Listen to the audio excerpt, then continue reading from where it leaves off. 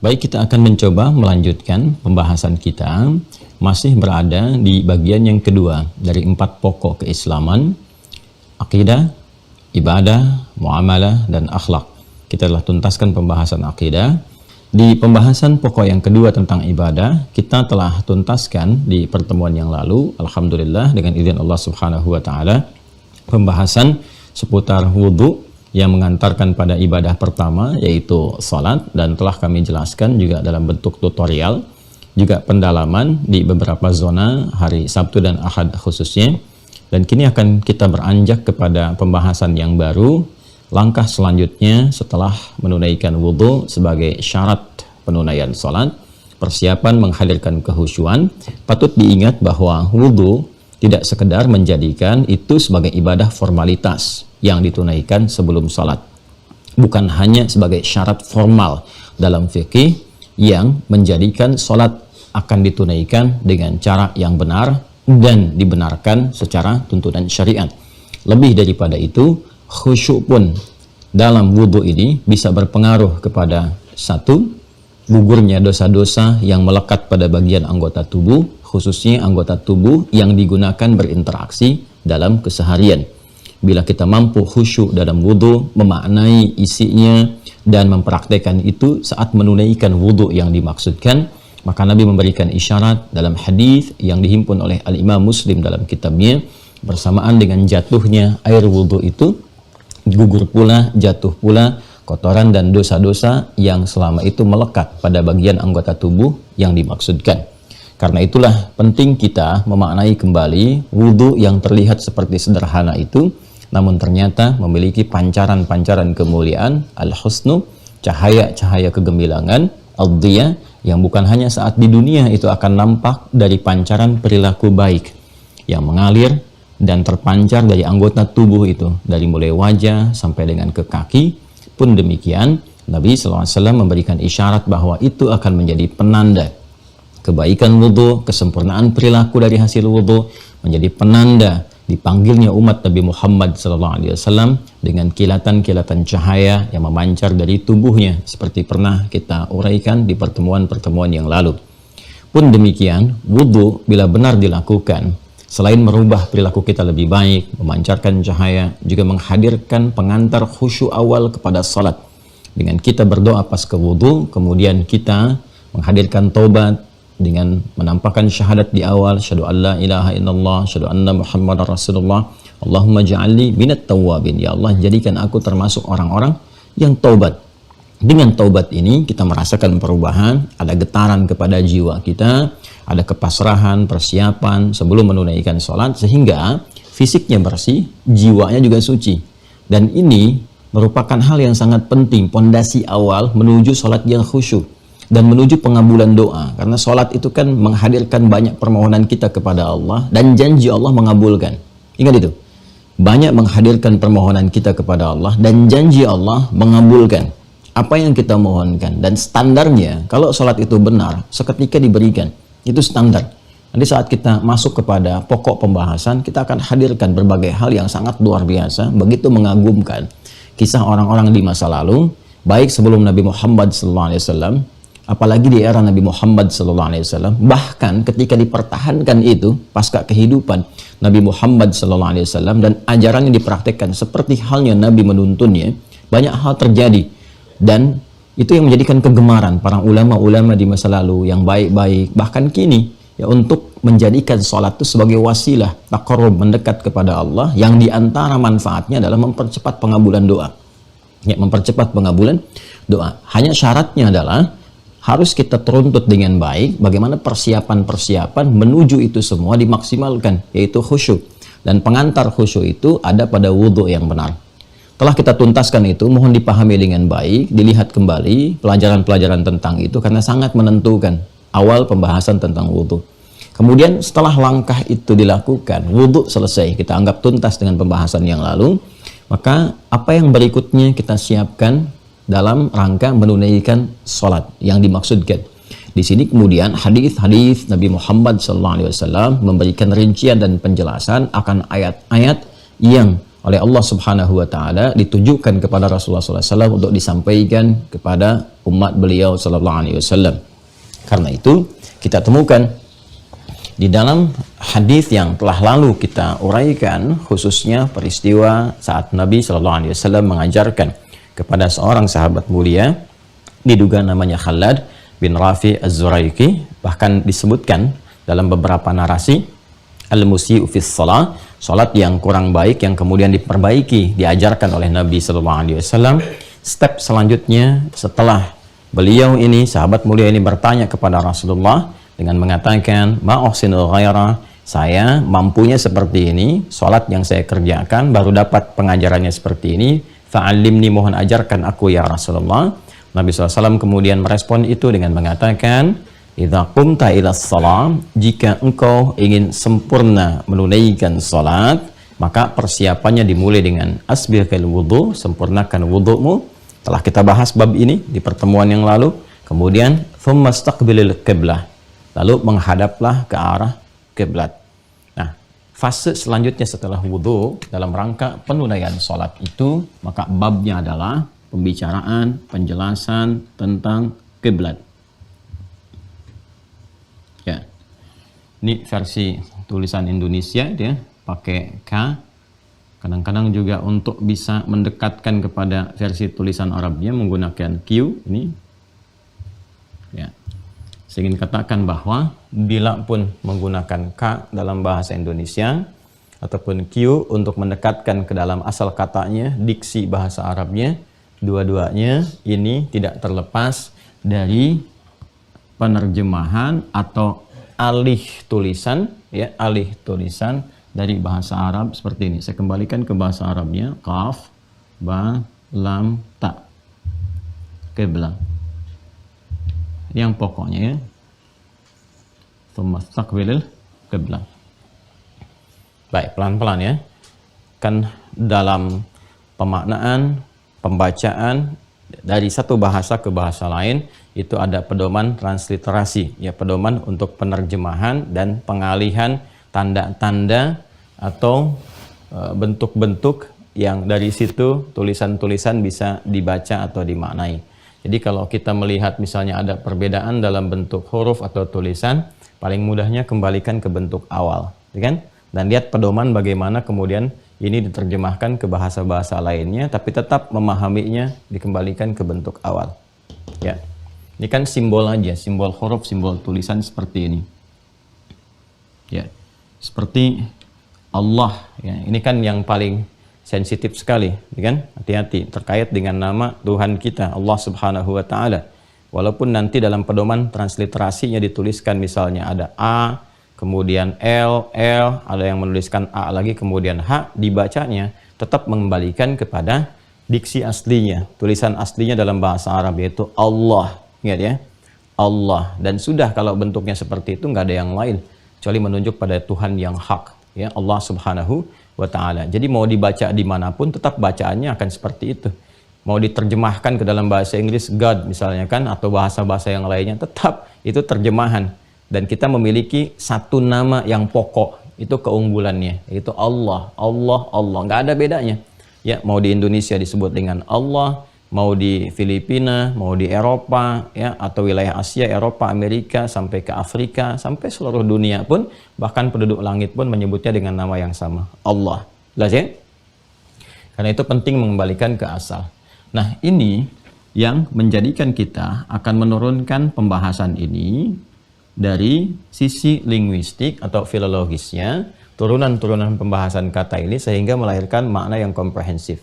Seperti biasa, para ulama kita sebelum menjelaskan aspek-aspek formal, bahkan dalam ibadah, maka biasanya akan memberikan batas dalam pengertian dulu, sehingga pengertian, definisi yang disampaikan itu bisa dipahami dengan baik dan tidak keluar dari frame pembahasan yang dimaksudkan. Dalam konteks istilah apa itu dikaji, sehingga mencegah hal-hal lain atau ide-ide kreatif, pendapat-pendapat masuk ke dalamnya yang tidak terkait dengan pembahasan.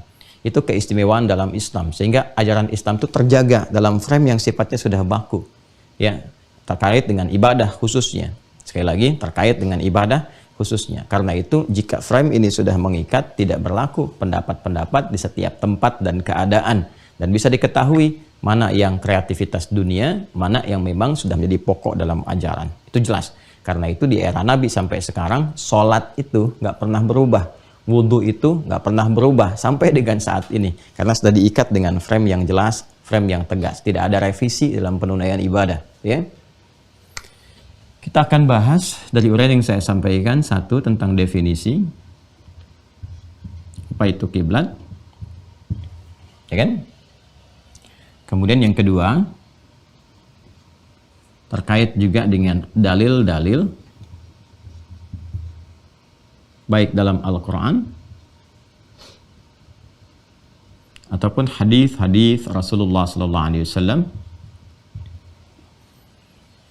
yang menguatkan kiblat menjadi pusat atau arah dalam kita beribadah. Ya. Kemudian kita akan coba kuatkan juga dari aspek sejarahnya yang terkait dengan tempat dan waktu. Tempat dan waktu. Terkait tempat apa, gitu kan? Dan di mana kiblat untuk umat Islam itu berlaku saat menunaikan ibadah. Dalam hal ini sholat, pembahasannya tentang sholat. Waktunya berbicara tentang kapan, gitu kan? Kapan itu dijadikan dalam syariat sebagai kiblat untuk beribadah, untuk sholat, untuk pembuktian implementasi keimanan dalam rangka menyembah Allah Subhanahu wa ta'ala. Baru yang keempat, kita mencoba untuk membahas tentang cara. Ya, bagaimana cara kita ibadah dengan mengarah kepada kiblat itu. Ya. Cara untuk menghadap atau mengarah kepada kiblat. Kemudian yang kelima, ini adalah hikmah. Ya, hikmah adanya kiblat. Hikmah terkait dengan kiblat. Cukup barangkali kita turunkan.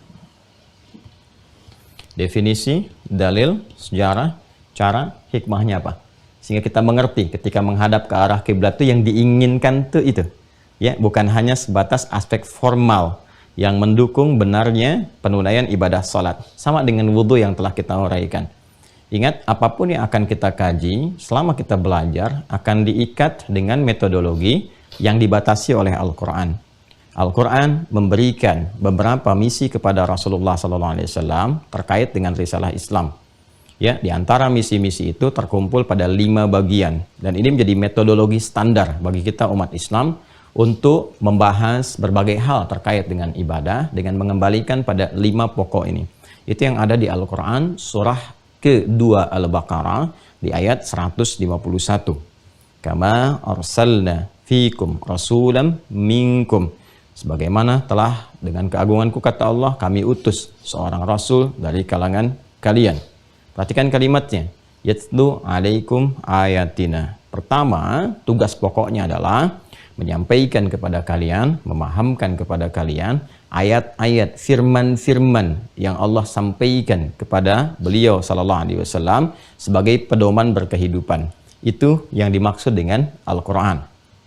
Kemudian wa yuzakkikum, dan menyampaikan, mendidik, membimbing fungsi ayat-ayat itu untuk ditanamkan kepada jiwa sehingga membersihkan keadaan hati itu yang memberikan instruksi kepada seluruh bagian tubuh untuk berekspresi. Jadi, bila ayat itu digunakan dengan benar, sampai kepada jiwa, dibimbing jiwa itu bersih, maka semua hal yang diinstruksikan oleh hati kita, oleh jiwa kita, baik kefikiran, ataupun ke bagian tubuh terluar kita, maka akan terbimbing hal-hal yang baik. Jadi, ada sekarang ini istilahnya bagus sekali dalam era kekinian disebut dengan karakter moral. Karakter moral itu segala sifat-sifat kemuliaan yang ada di dalam jiwa. Itu kalau baik karakter moralnya, kejujuran, kesabaran, ketawaduan dan sebagainya, maka dia akan memberikan pancaran kepada akal. Di situ kemudian akal menjadi budi, akal budi, yang ini nanti diteruskan jadi instruksi kepada bagian seluruh tubuh kita untuk bersikap. bekerja, berekspresi, menjadi karakter kinerja, karakter sikap. Ya. Ini yang menjadikan banyak orang menulis kata-kata mutiara. Ya, jiwa yang tenang melahirkan aktivitas yang cemerlang, jiwa yang bersih melahirkan perilaku yang mulia. Sumbernya semua dari hati, dari jiwa. Wa yuzakkikum wa yu'allimukumul kitab. Kemudian mengajarkan makna-makna, contoh-contoh yang terkait dengan instruksi-instruksi yang Allah sampaikan, pedoman berkehidupan di dalam Al-Quran, baik berupa perintah ataupun larangan. Turun perintah tentang salat, wa aqimus shalah. Nabi menjelaskan, begini caranya, begini prosesnya, seperti ini dimulainya, seperti ini berakhirnya. Kan? Wal hikmah, dan hikmahnya.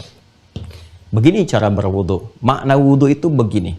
Kalau engkau berhasil wudunya, ini yang kau dapatkan saat di dunia. Ini yang kau raih saat di akhirat. Terkait dengan ibadah, begini makna formalnya. Terkait dengan perilaku hidupmu dan kebersihan jiwamu, begini engkau bisa mendapatinya. Tinggal kita mengecek saja parameternya. Apakah setelah wudu itu bisa mendapatkan dua yang dijanjikan saat di dunia. Bila dua itu bisa diraih, yang di akhirat pun itu tinggal menunggu saat kita berpulang. Dua itu aspek terkait dengan benarnya wudu yang diantarkan kepada khusyuknya salat. Yang kedua, benarnya wudu yang mengantarkan pada mulianya perilaku. Seperti yang telah kita bahas itu. Jadi, batasan-batasan pembahasan terkait dengan aspek-aspek dalam syariat diikat. Bukan hanya dengan dalil-dalil terkait ayat, penjelasan dalam hadis, kan? Tapi juga ada hikmah yang harus kita ketahui. Di samping cara yang telah kita dapati. Kemudian juga wa yu'allimukum ma lam takunu ta'lamun, mengajarkan kepada kalian hal-hal lain yang mungkin kalian belum ketahui. Karena itulah nanti ada dorongan untuk meriset. Ya, apa sih di balik ibadah ini? Kenapa seperti ini? Kenapa ini membersihkan air liur anjing itu salah satunya menggunakan tanah? Riset. Ada apa?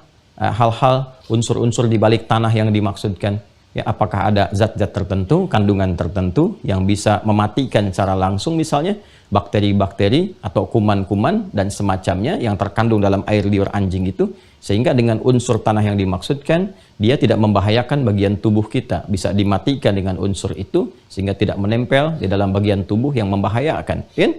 Kita riset, jadikan sabun, jadikan macam-macam dan sebagainya. Itu banyak sekali dalam Islam. Nah, ini metodologi yang kita tempuh. Jelaskan dulu dalilnya apa, sejarahnya bagaimana, cara seperti apa, hikmahnya apa. Dengan seperti ini, ke dalam jiwa kita, metodologi yang ditempuh demikian, ke dalam jiwa kita akan merasakan satu kepuasan tersendiri, ya, kekuatan tersendiri dalam ibadah dan punya kekuatan argumentasi.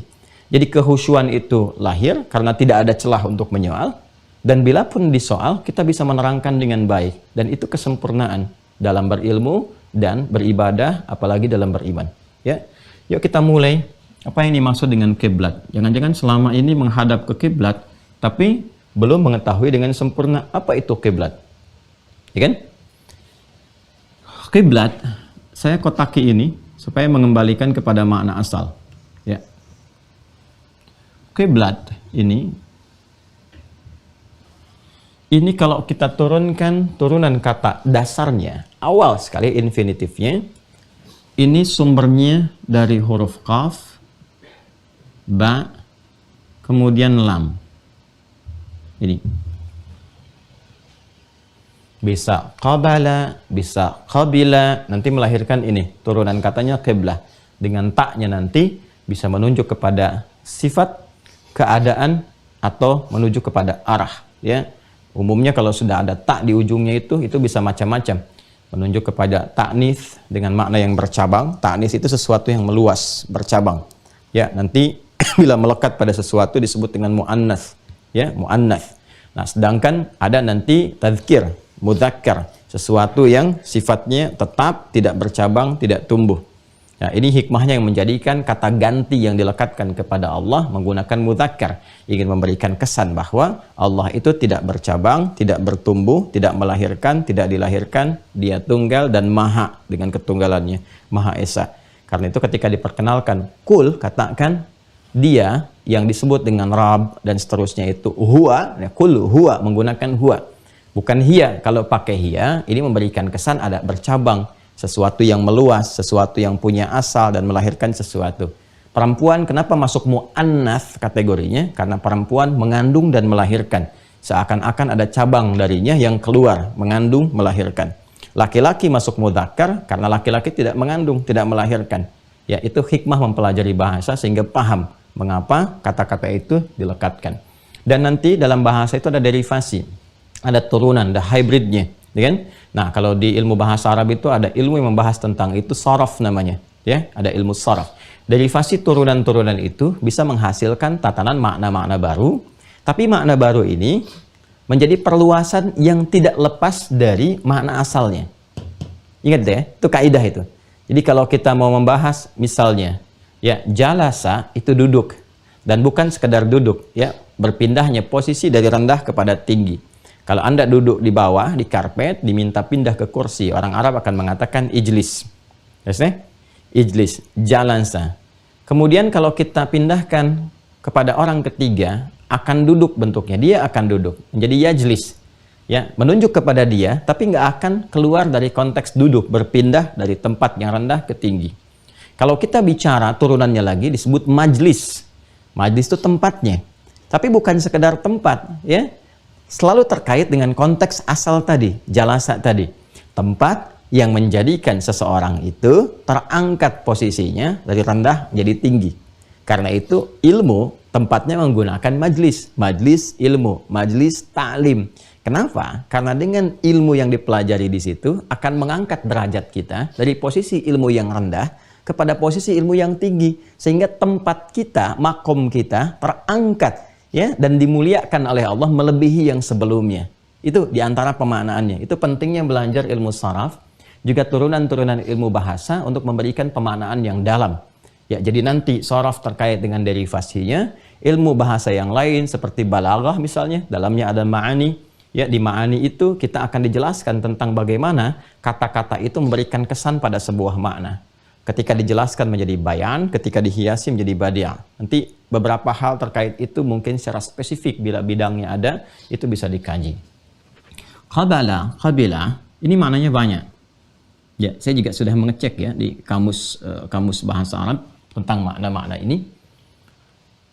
Bisa menunjuk kepada al-ittijah nahwa syai', kepada arah. Ya. Al-ittijah, ya, nahwa syai'.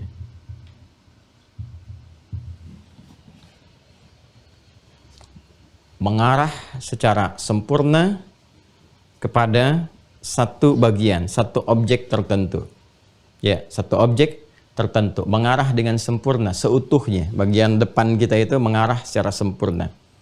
Ya, jadi kalau sudah disebutkan dengan nama turunan daripada ini, artinya menunjuk kepada arah, tapi bukan hanya sekedar menunjuk. Ya, tapi menghadap secara sempurna. Jelas ya? Nah, nanti kalau kita turunkan terkait pembahasan, kita akan detilkan saat memasuki detil penjelasan tentang kiblatnya. Ini makna yang pertama. Kedua, asra'a fil syai', al-isra' fil syai'. Al-isra' fil syai' atau fil makan. Al-isra' fil syai'.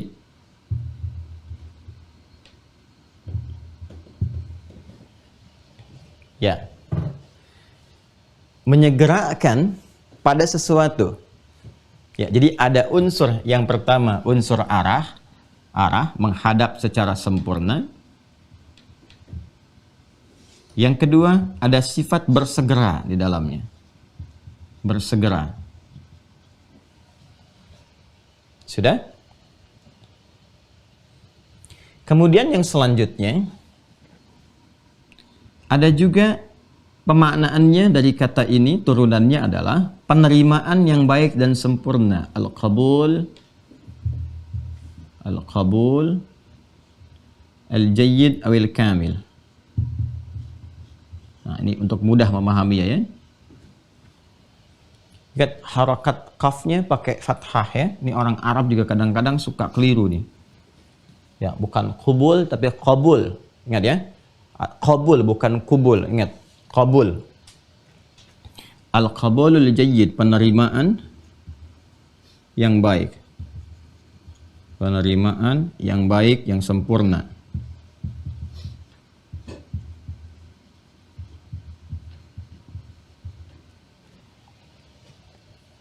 Sudah? Baik. Ini juga nanti metafornya ya. Dari sini nanti ada metafor. Ya, metafornya bisa menunjuk kepada sesuatu yang dekat yang melahirkan kasih. Ya, sesuatu yang dekat yang melahirkan kasih. Ya, bahasa Arabnya al-qaribun natij ya ila rahmah. Sesuatu yang dekat yang melahirkan kasih. Makanya dari kata ini nanti ada semacam qabula, ada qublah. Jadi ada qiblah, ada qublah. Qublah itu beda. Qublah itu kecupan namanya. Ya, biasanya kalau seorang suami mengecup kening istrinya misalnya, atau orang tua mengecup kening anak-anaknya, itu bahasa Arabnya qublah namanya. Ya, qublah. Nah, dengan kecupan itu bukankah menghadirkan kedekatan yang dengan itu menunjukkan sifat sayang, ya kan? Nah, jadi ada kesan metafor di sini juga nanti, turunan kata ini memberikan kesan metafor yang memberikan makna suasana yang dekat, ya, yang melahirkan rahmat, ya, kasih sayang. Awas, ini dalam sekali ya kajiannya. Saya pun memohon kepada Allah supaya bisa diberikan kemudahan dalam menguraikan, dan ini belum tentu bisa didapatkan dalam satu kitab. Kadang kita mesti menggali di kitab-kitab lain, kemudian menyatukan dalam satu keterangan yang utuh. Ya. Baik, pelan-pelan teman-teman sekalian, turunan-turunan ini, semua ini tercakup dalam ini. Ya, 3 unsur kata. Dari 3 huruf ini, qaf, ba, dan lam. Bisa qabala, bisa qabila, dan turunan-turunannya. Bila kita ingin mengumpulkan semua ini, dan memberikan satu karakter, sifat, keterangan, keadaan, maka rubah ke dalam bentuk kata benda. Masdarnya, ya, dalam bahasa Arab disebut dengan masdarnya. Kalau masdar itu menjadi nama untuk sesuatu yang khusus, menjadi isim namanya. Makanya nanti ada masdar, ada isim masdar. Ya, kalau masdar nanti menerangkan tentang keadaan, tentang sifat, tentang karakter, ya kan? Jalasa yajlisu jalsan wa jilsatan wa jalsatan wa julusan, ya kan? Nah, itu sudah masuk kepada keadaan karakter. Kalau jilsah itu duduk sekilatan, ya kan? Duduknya santai, bukan sekilatan, santai, gitu kan? Jilsah menggunakan wazan fi'lah. Santai dulu, nyaman dulu. Tapi kalau sudah jalsah, duduknya singkat. Karena itu kalau ada orang rapat, kan, diskusi agak panjang, tuh menyebutnya jilsah. Al-jilsatul ula, sesi pertama. Rapat berlangsung begini, begini, begini. Tapi kalau jalsah, duduk singkat, bangun lagi. Nah, itu sudah menunjuk keadaan, sifat, karakter. Kan?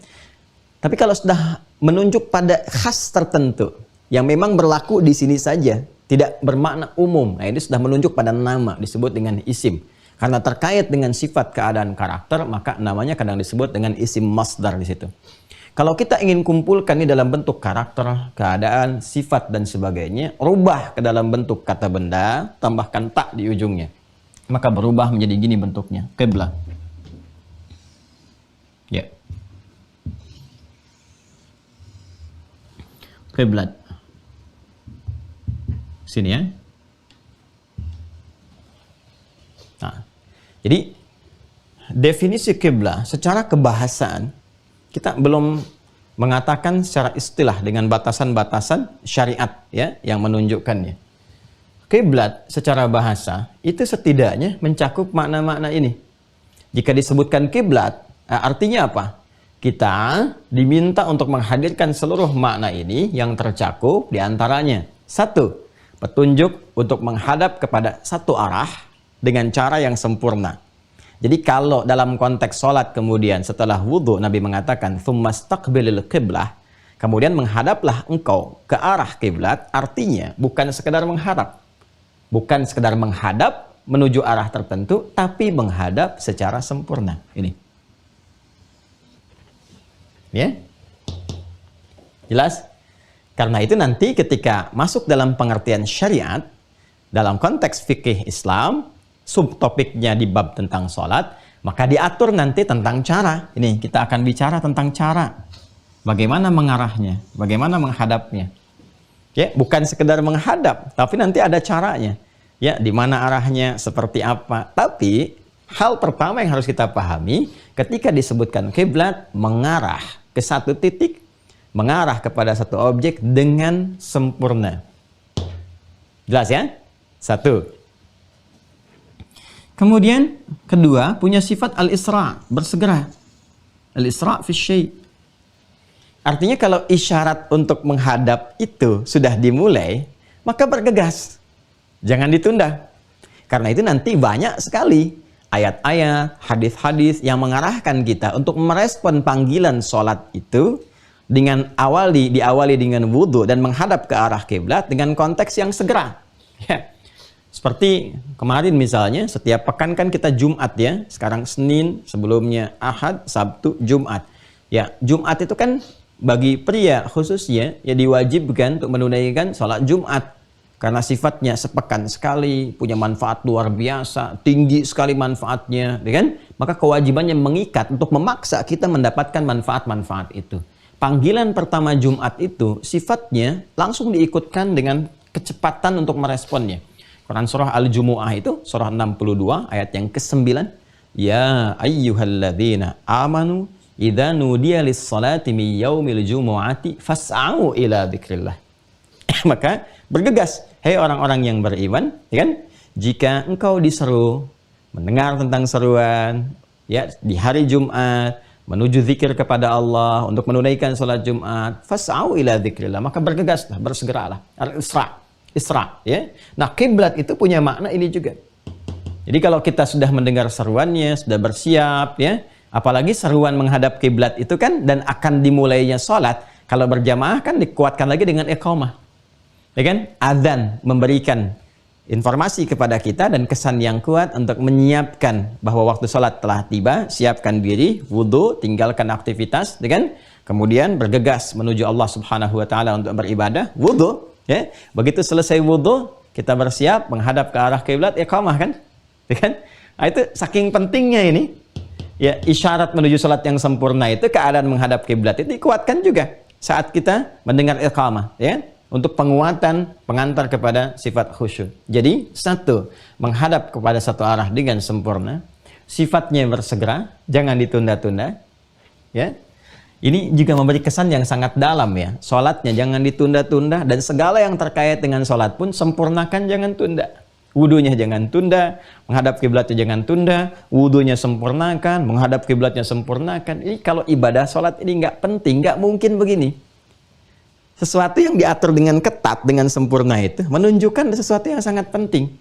Anda kan kalau ketemu pejabat yang penting, diaturannya ketat sekali. Bahkan baju pun ada dress code-nya. Bajunya begini, waktunya begini. Wah, seperti ini keadaannya, diatur jalurnya seperti ini. Itu manusia. Ya, dan kadang-kadang yang seperti itu juga kepentingannya tidak kita rasakan. Setelah kemudian mendapati pertemuannya, apakah mungkin solusi didapatkan? Mengajukan, didengar, tapi belum tentu dipenuhi. Kan? Sedangkan Allah yang memenuhi segalanya, ya kan? Dan tidak kadang-kadang membuat syarat-syarat, ya itu tidak seketat bahkan manusia membuatnya.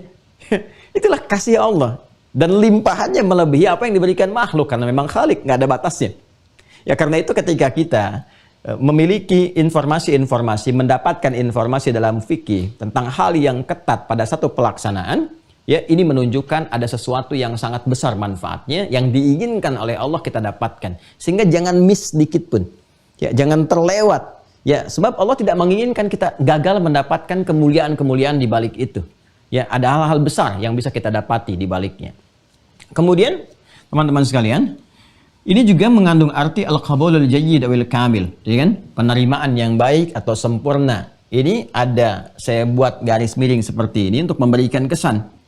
Ya, memberikan kesan sebaik apa kita mencoba untuk mengoptimalkan menghadap ke arah kiblat itu, ya kan? Dengan sempurna itu, dengan sesegera itu, sesuai dengan kadar kesungguhan kita, sesuai dengan kadar keseriusan kita, seperti itulah kemudian Allah akan menerima usaha kita. Kalau yang biasa-biasa baik, ya diberikan sesuai kadarnya baik. Dan kalau dia kemudian sungguh-sungguh, serius, mencoba menyempurnakan, Allah berikan juga yang sempurna sesuai dengan kadar usahanya. Okay? Dan yang terakhir, kata ini juga melahirkan turunan nanti. Ya, turunan-turunannya bisa diambil secara metafor, seperti apa yang saya sampaikan. Ya kan? Orang yang mampu menghadap kiblat dengan baik dan, nah ini dia, menerjemahkan, mentransformasikan, membawa maknanya secara metafor dalam kehidupannya. Artinya apa? Mengarahkan segala hal dalam kehidupannya hanya tertuju kepada satu arah saja, ke kiblat. Ya, metafornya adalah menunjukkan semuanya itu ditujukan lillah saja, untuk Allah Subhanahu wa taala yang tidak punya batas dalam segala hal, termasuk melampaui segala yang kita batasi, ya, baik arah, tempat dan sebagainya. Maka ketika semua tertuju, latihan kan latihan. Dilatih kita dalam sholat untuk terkoneksi dengan Allah. Karena itu ibadahnya disebut dengan sholat. Seperti yang pernah saya terangkan dulu. Ya, yang melatih kita, mengoneksikan, menyambungkan diri kita ya kepada Allah Subhanahu wa taala. Jadi kalau metafor kiblat ini dibawa dalam kehidupan kita, menjadikan semua lillah, maka rahmat Allah akan diturunkan. Dicurahkan kepada kita dan hubungan kita menjadi mendekat dengan Allah Subhanahu wa taala. Ya kan? Semuanya karena yang satu, semua diarahkan kepada Allah. Ya kan? Ada satu kenikmatan, alhamdulillah sumbernya dari Allah. Ada ujian, alhamdulillah dipercaya oleh Allah untuk membawa ujian itu dalam kehidupan. Kalau semua seperti itu, rahmat diturunkan. Ya, karena itu kalau kita ngaji lebih dalam lagi, kita ambil misalnya 3 ayat di surah Al-Baqarah ayat 155, 156 dan 157. Ketika manusia diuji dengan berbagai hal dalam kehidupan, walanabluwannakum bisyai' minal khauf wal ju'i wa naqsin minal amwali wal anfus wath thamarat wa basyiris sabirin. Ya, kata Allah, dengan keagunganku akan diuji manusia itu dengan berbagai hal. Yang ujian itu didesain untuk meningkatkan kualitas hidupnya. Bukan ingin menjadikan hidup manusia bermasalah, tapi meningkatkan kualitas hidup, belajar dari persoalan itu untuk mengatasi persoalan lebih besar di step berikutnya, di tahap-tahap berikutnya. Bentuknya bisa kegelisahan, bisa rasa lapar, bisa kekurangan harta, atau bahkan ada yang sakit, meninggal, atau apa yang kita harapkan ternyata diambil oleh orang lain, ya kan? Dan berikan kabar gembira Muhammad SAW pada orang sabar. Siapa orang sabar itu? Alladzina idza asabathum musibah qalu inna lillahi wa inna ilaihi raji'un. Yaitu ketika dia diuji dengan aneka persoalan kehidupan, dia meyakini, menyadari sepenuhnya bahwa semua itu bersumber dari Allah yang ditujukan untuk hikmah-hikmah terbaik. Dan solusinya pun kembali kepada Allah. Dalam bahasa bebasnya, menjadikan semua itu terpusat kepada satu titik saja. Mengembalikan kepada Allah, ya, dan menyerahkan semuanya kepada Allah, sekaligus meminta solusi kepada Allah. Ayat 157-nya, ulaika alaihim salawatum mir rabbihim wa rahmah. Mereka itulah orang-orang yang dipuji oleh Allah Subhanahu wa taala, diberikan pujian karena tahu bagaimana cara mengatasi persoalan. Mereka tahu seninya, mereka tahu solusinya karena memanfaatkan Al-Quran sebagai pedoman, kan? Lalu dipuji dan diberikan rahmat. Ulaika humul muhtadun, dan saking dekatnya dengan Allah diberikan jalan-jalan, solusi-solusi, petunjuk-petunjuk untuk mengatasi berbagai persoalan kehidupan itu. Indah sekali. Ya, jadi di kiblat itu bukan hanya persoalan menghadap ke arah Ka'bah, Masjid Al-Haram, ya, dan lain-lain sebagainya yang mengiringinya, tapi lebih daripada itu ada makna ini yang kita dapati. Nah, sekarang dari titik ini saja, kalau kita bawa ke nuansa syariat kemudian, ya, melompat sedikit, ya, pernah nggak dapatin makna-makna ini? Seperti manfaat sholat yang pernah kita uraikan itu, dari 5 itu berapa yang sudah diraih? Nah, ini, ya. Apakah sudah ada sikap bersegera ketika menghadap kiblat? Jangan-jangan sudah qomat pun masih main handphone, ya kan? Di masjid udah kedengaran kok pakai speaker, Allahu Akbar, masih sibuk nonton sinetron, ya kan? Coba lihat, harusnya kan sifatnya bersegera. Ya, pantas, tuntutan sih begitu banyak. Ya Allah, aku mengharap rahmatmu. Rahmat dari mana kalau Anda perangkatnya nggak pernah diikuti, gitu, ya kan? Ya, persis orang pengen samara, ya kan? Sakinah, mawadah dan rahmah. Tapi kuncinya nggak pernah dibuka untuk membuka pintunya itu, nggak pernah digunakan. Allah kasih kuncinya nih, ini pintunya, pintu samara nih, ya, pintu samara, bukan sambara. Kalau sambara di dapur, pintu samara nih, ya, ada sakinah, ada mawadah, ada rahmah. Kuncinya dikasih. Ayatnya kan jelas, wa min ayatihi, ada ayat-ayatnya, ya, ada tanda-tandanya, ada jalannya. Quran surah 30 itu kan, ayat 21. Ya, jadi rahmat diinginkan di rumah tangga ada caranya. Rahmat dalam kehidupan ada caranya. Bagaimana Anda bisa mendapatkan rahmat dekat dengan Allah? Ya, kalau panggilan saja nggak direspon dengan cepat, nggak ada unsur segera. Padahal doa itu kan bersanding dengan kesegeraan merespon perintah. Dan perintah itu hikmahnya pengabulan. Ya, coba deh lihat lagi Quran surah kedua ayat 186. Ini kita agak dalam, ya. Jadi butuh fokus yang baik, ya. Butuh fokus yang baik. Quran surah kedua Al-Baqarah ayat 186. Wa idza sa'alaka ibadi anni fa inni qarib, kata Allah. Ujibu da'watad da'i idza da'an. Apa sampai sini? Tidak. Falyastajibu li wal yu'minu bi la'allahum yarshudun. Dan jika hamba-hambaku Muhammad sallallahu alaihi wasallam kan mengonfirmasi, bertanya kepadamu, meminta petunjuk cara untuk mendekat kepada Allah, katakan pada mereka, aku sangat dekat. Dan aku mengetahui motif mereka untuk mendekat, isi hati mereka. Ya, sampaikan pada mereka, apapun yang mereka minta, kalau berdoa itu benar, aku akan kabulkan. Untuk mempercepat itu, falyastajibu li, maka bergegaslah merespon segala seruanku. Jadi seruan Allah itu sesungguhnya untuk memenuhi hajat kita. Solusinya ada di situ. Memaksa sholat itu supaya dari hasil sholat itu membuka jalan pada kita untuk menyelesaikan persoalan-persoalan kehidupan. Falah itu. Hayya 'alas shalah, hayya 'alal falah. Itu poinnya. Jadi kalau kita mengerti bahwa kewajiban itu solusi, kalau kita mengerti yang diharamkan untuk menjaga kehormatan, kita akan kerjakan dengan maksimal. Makanya kalimatnya cuma dua, nggak ada yang lain. Sami'na wa ata'na. Kalau sudah paham tuh sami'na, kami dengar ya Allah, wa ata'na, kami taati. Nggak ada konfirmasi lagi. Nah, yang mengonfirmasi itu artinya butuh pencerahan, butuh pendalaman, butuh keluasan wawasan. Sehingga dengan itu hikmah bisa datang. Dan itu hanya bisa diterima dengan kesungguhan dan kelapangan hati. Makanya kalau sudah ngaji tentang Quran, tentang hadis, apalagi masuk ke penggabungannya dalam fikih, butuh full concentration, gitu kan? Nah, jadi kalau bedakan dengan yang lain-lain, ya, nah, ikut Zoom tuh, yang lihat, kan? Kalau sambil rebahan ya sekilas-sekilas saja masuknya nanti. Nah, maka kalau waktunya pun nggak maksimal kita bisa itu, pelajari lagi saat kita bisa fokus. Sehingga manfaatnya lebih cepat kita dapatkan. Karena kalau semua tiga bagian diri kita, secara fisikal, mata memandang, telinga mendengar, kan? Kemudian akal mencermati, mengikat itu, dan hati menghayatinya, tiga itu digunakan, dahsyat hasilnya. Ya. Nah ini ya gambarannya nih. Nah, oke. Ini dapat nih, definisi secara bahasa, secara etimologi. Nah, kita masukkan bahasa ilmiahnya juga supaya bisa dipahami. Secara bahasa ini tercakup. Jadi secara syariat dibatasi, secara istilah, terminologi.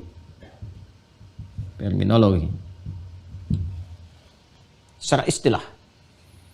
Istilah ini membatasi, kan? Membatasi definisi, penjelasan, pemaknaan tentang sesuatu yang dibatasi dengan frame istilah yang dimaksudkan. Kan? Ini kan masih luas nih. Masih luas. Ditarik ke dalam istilah apa? Saya sering katakan bisa. Bisa itu kan maknanya cukup beragam. Berarti dapat, mampu, bisa juga racun. Ya, dalam istilah apa bisa itu akan dibahas. Ya, kalau dalam istilah misalnya pengobatan tentang hewan, ya kita bisa simpulkan yang dimaksud di sini bisanya adalah racun. Ular itu punya bisa. Artinya apa? Dia punya racun yang berbahaya, kan?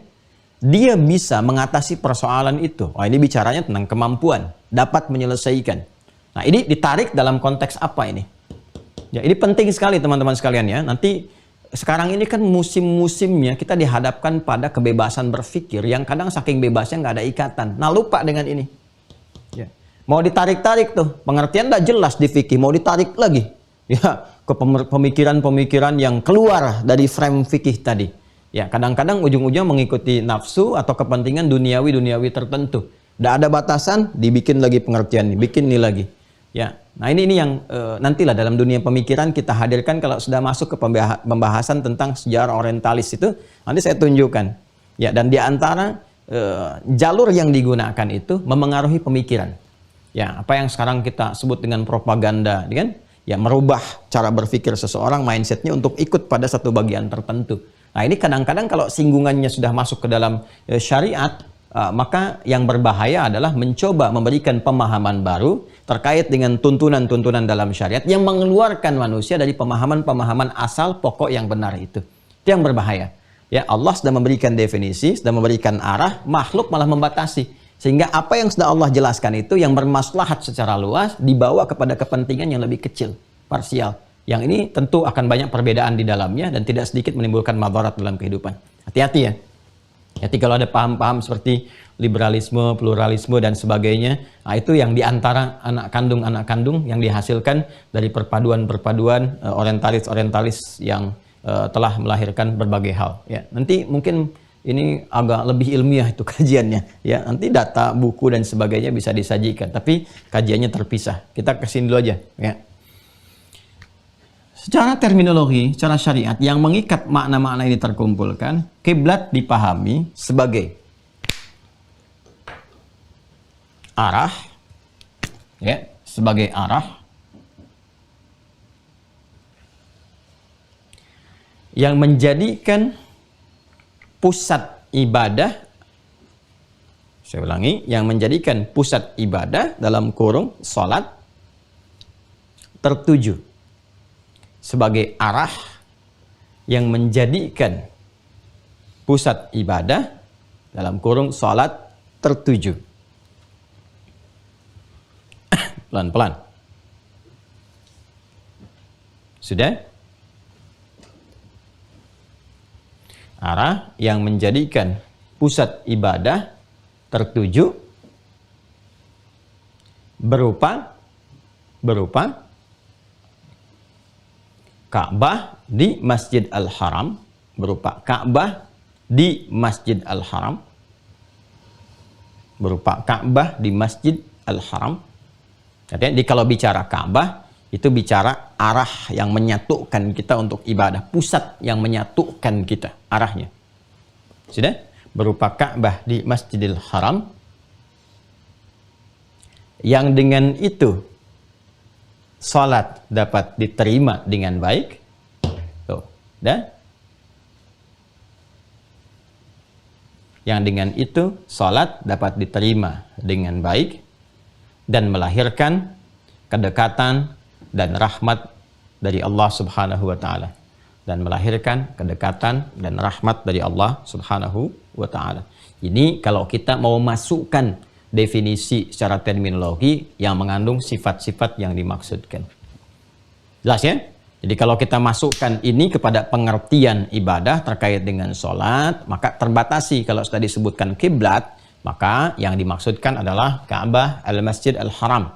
Ya, Ka'bah al-Masjid Al-Haram. Nanti kalau di Masjid Al-Haram berarti pas ke arah Ka'bahnya. Kalau di luar itu nanti minimal bisa mengarahnya ke area Masjid Al-Haram atau Al-Haramnya. Nanti bicara di cara nanti. Kalau sudah masuk ke situ, ya. Sudah ya, teman-teman sekalian? Jelas ya? Baik. Kemudian ini jarang ya kita dapatkan definisi seperti ini. Taunya kan menghadap ke arah kiblat, ke Ka'bah, ke Mekah ya. Sampai di sajadah pun kan dibuat semacam petunjuknya, arahnya, kompasnya gitu kan, yang mengarahkan tuh. Kadang-kadang dibuat satu miniasinya untuk menunjukkan petunjuk ke arah kiblatnya. Itu memberikan gambaran ini.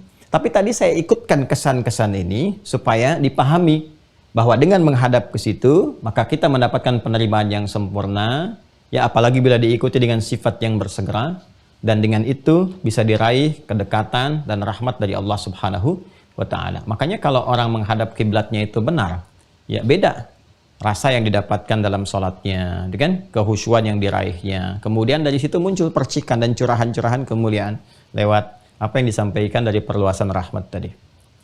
Baik ya? Nah, jadi kalau kita mau batasi, kalau sudah disebutkan kiblat, berarti kita turunkan ke sini menjadi Ka'bah. Ya. Sudah. Adanya di Masjidil Haram areanya. Udah? Itu ya. Nah, ini kiblat.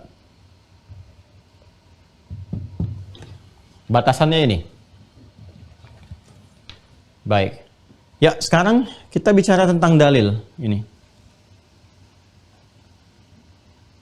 Bicara tentang dalil. Udah ya, pelan-pelan. Nah, teman-teman sekalian, berbicara tentang dalil, kita akan coba turunkan perintah Allah Subhanahu wa ta'ala yang meminta kita untuk mengarahkan seluruh aspek yang terkait dengan sholat itu pada satu titik, ya, yang tadi kita sebut dengan kiblat itu, ke arah Ka'bah atau Masjid Al-Haram. Kita temukan ini di Quran. Ini harus ada landasan ya, karena sifatnya ibadah. Masih ingat dulu dasarnya mesti ada dalil. Ya, karena ibadah itu keterkaitan dengan penyembahan kepada Tuhan, kepada Allah. Kalau sudah terkait penyembahan kepada Tuhan, maka kita harus bertanya kepada Tuhan, kepada Allah Subhanahu wa taala. Ya, Tuhan yang menentukan. Kan aneh menyembah kepada Tuhan tapi manusia yang menentukan gitu kan? Kan tidak tepat. Manusia diperintahkan itu rasul untuk menerangkan. Tapi harus bersumber dari Tuhan sendiri seperti apa harus melakukannya, gitu kan? Nah, maka di kita itu sangat lengkap sekali. Allahnya langsung menyampaikan Tuhannya. Ya, seperti ini. Nah, cara ketika kita mendapati keterangan itu, semua keterangan yang terkait dengan firman-firman Allah dalam Al-Quran dan penjelasan Nabi yang menerangkan itu disebut dalil secara lengkapnya. Ya, dalilnya apa? Kita temukan di Al-Quran, surah kedua Al-Baqarah, dari ayat 143 khususnya, sampai 144. Ya, sampai 144. Kita buka yang ini dulu, ayat 144. Kita buka ayat 144 dulu. Qad nara taqalluba wajhika fis sama' falanuwalliyannaka qiblatan tardaha. Disebutkan kiblat di situ ya. Falanuwalliyannaha qiblatan tardaha. Ada kiblat. Kata kiblat di situ ada. Fawalli wajhaka syatral masjidil haram. Nah, temukan kalimatnya. Maka hadapkanlah. Sudah ada kata wajah tuh. Wajah. Nih, wajah itu menghadap dengan sempurna. Karena itu ketika kita sholat, kan di antara doa iftitahnya dari 9 itu ada kata apa? Wajah tuh. Kata Al-Quran, fawalli wajhaka. Kita jawab dari petunjuk Nabi, wajah tuh. Nah, saya hadapkan diriku sepenuhnya. Itu. Semua terkait. Nggak ada yang nggak terkait di Islam itu. Semuanya terkait. Jadi begitu Quran perintahkan, kita merespon. Saat merespon, itu pun diajarkan oleh Nabi. Caranya. Kata Al-Quran, fawalli wajhaka syatral masjidil haram. Kemudian kita sholat, kita katakan wajah tuh. Aku hadapkan diriku sepenuhnya. Ya, atas perintah Allah, gitu kan? Kepada yang Allah perintahkan. Dan puncak itu secara metafornya kan apa? Secara metafornya mengarahkan semua lillah karena Allah Subhanahu wa taala. Makanya saat kita mengatakan wajhtu wajhiya lilladzi fataras samawati wal ard. Ya kan? Ya, bukan karena Ka'bahnya, bukan karena bendanya, ya, karena perintah Allahnya. Perintah Allah yang telah menciptakan semesta ini. Makanya mau diperintahkan kemanapun kita ikuti. Ya, karena itu spirit dari Ka'bah ini sesungguhnya bukan tempatnya. Di Islam itu tidak ada pengkultusan terhadap tempat, tidak. Ya, tapi kemuliaan tempat itu menunjukkan pada kemuliaan perintah untuk memuliakannya. Itu. Ya, bahkan dalam ibadah pun. Makanya iblis itu ketika dia tidak hormat, sujud hormat kepada Adam, itu yang disoal oleh Allah itu bukan sujudnya, bukan hormatnya dan bukan Adamnya, tapi perintahnya. Ya, masih ingat kan di Quran surah ke-7 itu Al-A'raf di ayat ke-12 ya sampai 13-nya itu. Ketika Allah berfirman, "Ma mana'aka alla tasjuda idh amartuk." Apa yang mencegah engkau untuk hormat sujud kepada Adam ketika aku perintahkan? Perintahnya yang penting, bukan hormatnya. Kalau Allah nggak perintahkan, nggak usah hormat. Tapi ketika Allah perintahkan, itu yang penting. Jelas ya? Ya, sama persis. Ini jangan dipahami Ka'bah itu sebagai Tuhan. Ya, bukan. Ya, itu sebagai dari pancaran, ya. Pancaran perintah yang Allah berikan kepada kita, kan? Gambarannya ada di situ.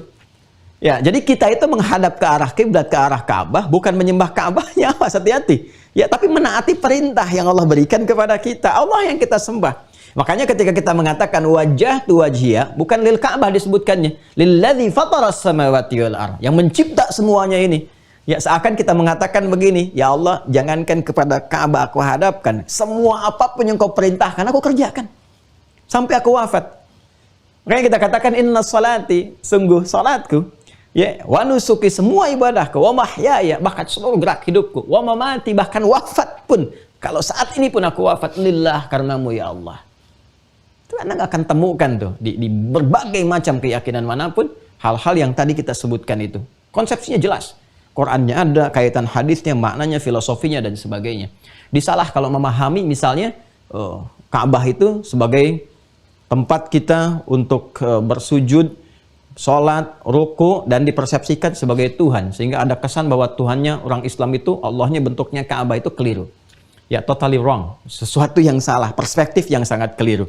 Ingat ya, tadi dasar apa yang kita sampaikan. Nah, dan yang paling menarik, bukti dalam Islam tidak ada pengkultusan kepada satu tempat tertentu, tapi kemuliaan, memuliakan tempat itu ada. Ingat ya, pengkultusan itu mengangkat kemuliaan sesuatu melebihi porsi yang telah ditetapkan untuknya. Ya, alih-alih kita memuliakan, naikkan jadi status Tuhan. Nah, itu nggak boleh.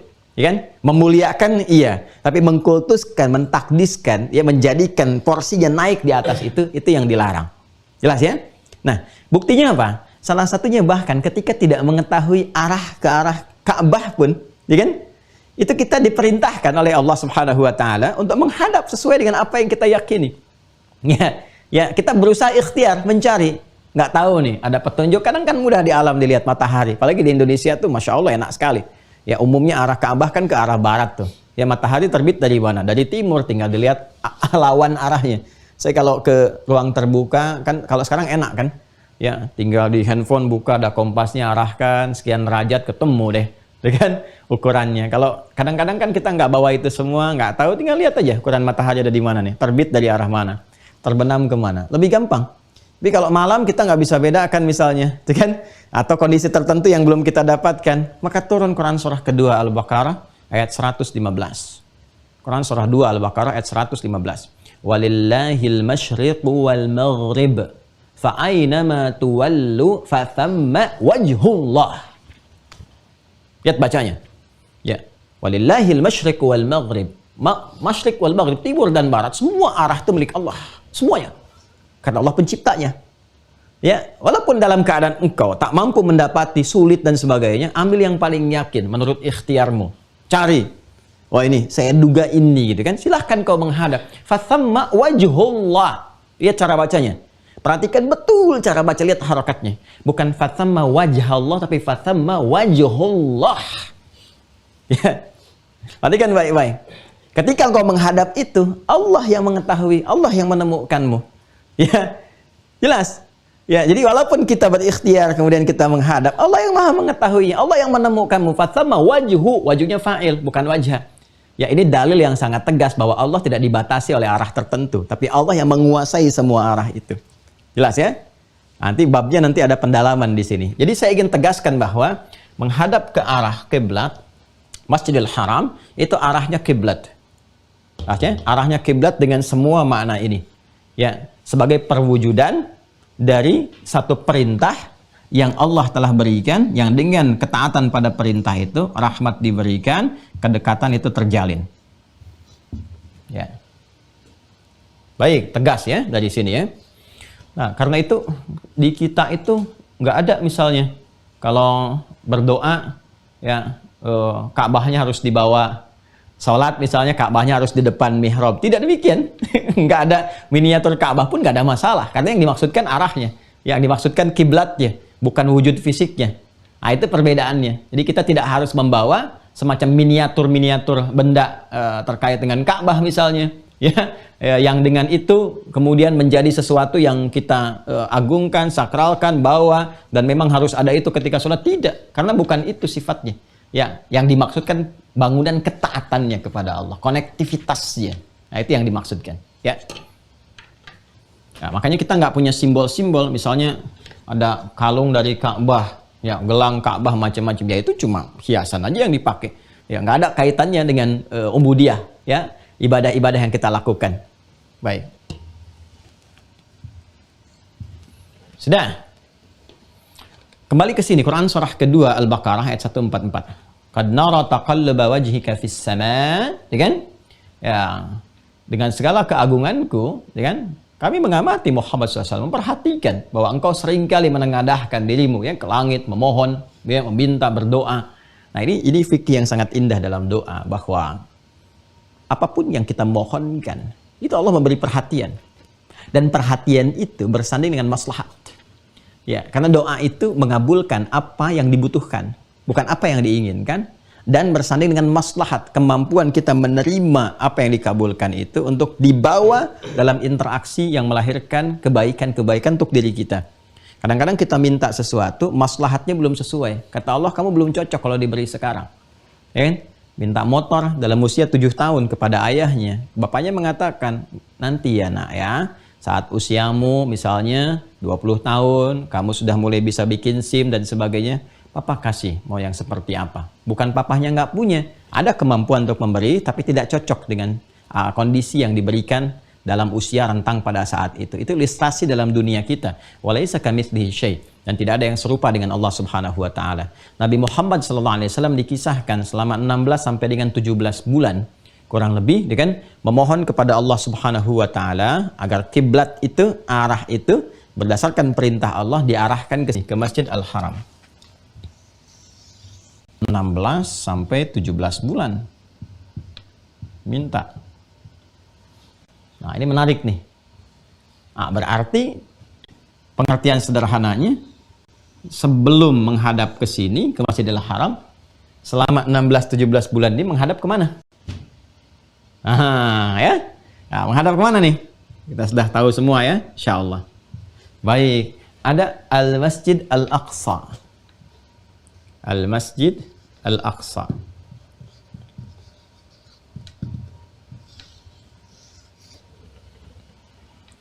Tahan, lompat sedikit. Wah, ini alurnya, wah ini kalau dibuat satu gambaran ya, dalam alur tulisan yang bagus, itu Masya Allah, ini jadi satu hal yang sangat menarik sekali nih. Sangat menarik sekali. Teman-teman sekalian, masih ingat peristiwa Isra Mi'raj? Masih ingat nggak? Ya kan? Yang sering kita dapatkan dari guru-guru kita dan sebagainya, bahkan kita baca dalam Al-Quran, di surahnya langsung, surah ke-17. Ayat 1 itu. Ini pun hikmahnya tinggi sekali, ayat ini. Subhanalladzi asra bi'abdihi layla, minal masjidil haram, 1. Ilal masjidil aqsa, 2. Alladzi barakna haulahu linuriyahu min ayatina innahu huwas sami'ul basir. Maha suci Allah Subhanahu wa taala yang telah memperjalankan hambanya di malam hari. Ya, kalimatnya asra bukan sara. Kalau asra memperjalankan, berarti kekuatan perjalanan Nabi itu diperoleh dari Allah Subhanahu wa taala. Allah yang berkehendak. Ya. Dan ini kalau dibuka dengan kalimat subhan, menunjukkan kepada konteks pengabdian dan penyucian. Artinya yang dikhitab iman. Jadi perkara Isra Mi'raj itu perkara iman, bukan perkara akal. Ingat ya, kalau sudah iman berarti tingkatnya lebih tinggi daripada akal. Ya, akal itu punya keterbatasan, seperti mata punya keterbatasan dalam memandang, telinga punya keterbatasan dalam mendengar, maka akal pun punya keterbatasan dalam melogikakan dan memikirkan sesuatu. Bergantung kepada informasi, data yang masuk kepada bagian diri itu yang dicerna. Kalau nggak sampai, nggak bisa dilogikakan, nggak bisa dicerna. Gitu kan? Nah, maka di sini yang dikhitab iman. Iman lebih tinggi daripada akal. Iman itu terkait dengan keputusan Allah. Kalau Allah berkehendak, bisa melewati, melampaui hal-hal yang dilogikakan oleh akal. Akal mengatakan hubungan sebab akibat, kausalitas. Ada anak karena ada orang tua. Ada bapak, ada ibu, ada anak. Dari hubungan biologis itu menghasilkan anak. Tapi kalau Allah berkehendak, perkara iman, akal nggak bisa menjangkau. Ya kan? Udah, nggak ada bapak, laki-lakinya nggak ada yang memengaruhi. Ibu bisa mengandung. Maryam kasusnya, alaihassalam, yang mulia melahirkan siapa? Isa, Yesus, Mesias. Ya, Maryam tanpa disentuh laki-laki manapun. Walam yamsasni bashar. Kenapa? Karena Allah berkehendak. Perkaranya iman. Jelas ya? Bukan akal. Mau dicari ke logika manapun nggak akan ketemu. Ya, ada yang lebih dahsyat daripada itu. Ya, Maryam itu masih ada, Isa itu masih ada Maryam ibunya. Ada yang tanpa bapak, tanpa ibu, Adam alaihissalam. Allah berkehendak jadi. Jadi kalau kehendak Allah itu dibacanya lewat iman. Ya, nanti iman mendatangkan hikmah. Ketika hikmah datang, akal akan dibimbing. Oh begini, baru mengerti. Oh gimana Nabi Muhammad bisa pergi bolak-balik gitu, Masjidil Haram, Masjidil Aqsa, naik ke langit lagi. Ya, cuma dalam sekelebat sepertiga malam balik lagi. Ya, susah diakalkan. Ya, pada saat itu kekinian ada yang demikian, tapi perkara iman. Nanti kalau yakin dulu, hikmah datang. Ya, sama dengan semut. Saya dari Bekasi ada semut nempel, ya kan? Dalam ini peci misalnya kan nggak kelihatan, nggak di atas, ya di peci nempel. Saya kemudian ke Bintaro ceramah hampir 3 jam. Ya, balik lagi ke Bekasi. Tut gitu. Semut nih, begitu saya simpan peci ke tempat semula, semut turun lagi, ketemu kawannya. Tahu nggak bro, gitu kan? Kenapa? Barusan saya ke Bintaro. Balik lagi. Ada semut ke yang lainnya. Wah, nggak mungkin lah. Masa kamu ke Bintaro cuma dalam 3 jam, itu kan bolak-balik ke sini. Ya, bagi semut yang satu dia akan menganggap nggak mungkin. Kenapa? Semut. Dia nggak tahu kalau barusan semut tadi nempel di peci, ikut saya pakai mobil bolak-balik. Itu sesuatu yang sederhana. Itulah hikmah. Itulah hikmah gitu ya. Jadi kalau kita itu imannya kuat, tinggi, Allah bimbing lewat hikmah, jadi mengerti, paham. Nah, sekarang kita melihat ada Apollo, ada macam-macam, ada ya macam-macam. Bahkan sekarang udah ada liburan ke ruang angkasa. Dulu orang nggak kebayang situ. Ya. Dah, kembali ke sini supaya tidak terlalu melebar. Minal Masjidil Haram, satu, ilal Masjidil Aqsa. Lihat urutannya. Pertama disebutkan Masjidil Haram dan Masjidil Aqsa. Ya. Namun menariknya, ketika peristiwa Isra Mi'raj ini, masih ingat nggak yang saya sampaikan dulu waktu sejarah awal dimulai perintah salat, ya kan? Ini kan usia Nabi 52 tahun. Dan fase Mekah sejak Nabi diangkat, dilantik menjadi Nabi dan Rasul, ya kan? Di usia 40 tahun itu sudah berjalan fase Makkiyah itu 12 tahun. Sedangkan kita ketahui fase di Mekah itu berlangsung selama 13 tahun. Ya kan? Nah, selama 13 tahun. Masih ingat gak? 3 tahun itu pemantapan Nabi, ya, pemberian pengetahuan kepada Nabi secara sempurna sebelum disampaikan risalahnya. 10 tahunnya dakwah terbuka dengan turunnya surah Al-Mudaththir itu. Ya kan? Nah, artinya apa? Ini perintah Isra dan Mi'raj dilangsungkan dan membawa oleh perintah salat, ya kan? Selama 5 waktu itu, perintahnya berlangsung setahun sebelum hijrah. Hijrahnya kan ke Yathrib, yang kelak jadi Madinah Al-Munawwarah itu. Setahun sebelum hijrah. Setahun itu berapa bulan? 12 bulan. Ya kan? Awas, hati-hati. Setahun itu berapa bulan? 12 bulan. Nah, sedangkan di sini ada keterangan turunnya ayat ini memberikan kesan bahwa sebelum menghadap ke Masjidil Haram, kan? Nabi SAW kan berdoa kepada Allah supaya dialihkan ke Masjidil Haram. Sebelum ini kemana kiblatnya? Ya, karena kan perintahnya turun tuh setahun, ya, sebelum hijrah 12 bulan. Sementara ini memohon 16 sampai 17 bulan. Berarti kan saat awal hijrah ke Yathrib pun yang kelak menjadi Al-Madinah Al-Munawwarah, kalau 12 kita tambahkan sehingga sampai 16 ke 17, berarti 4 sampai 5 bulan keberadaan di awal-awal di Madinah ini. Kiblatnya kemana? Nah, ini dia. Ya. Baik dalam sejarah, ya kan? Dalam dalil-dalil, dalam hadis-hadis Nabi Muhammad SAW yang diajarkan kepada kita ditunjukkan. Maka jawaban dari sini semua kita bisa lancak lewat apa? Nah, ini sejarah yang mengacu kepada keterangan ini.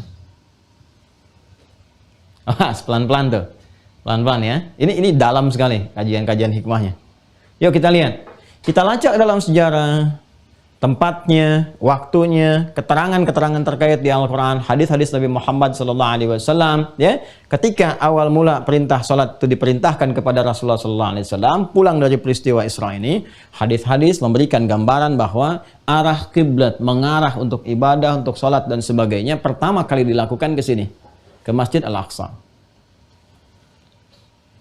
Pertanyaan, harus selesai nih pertanyaannya.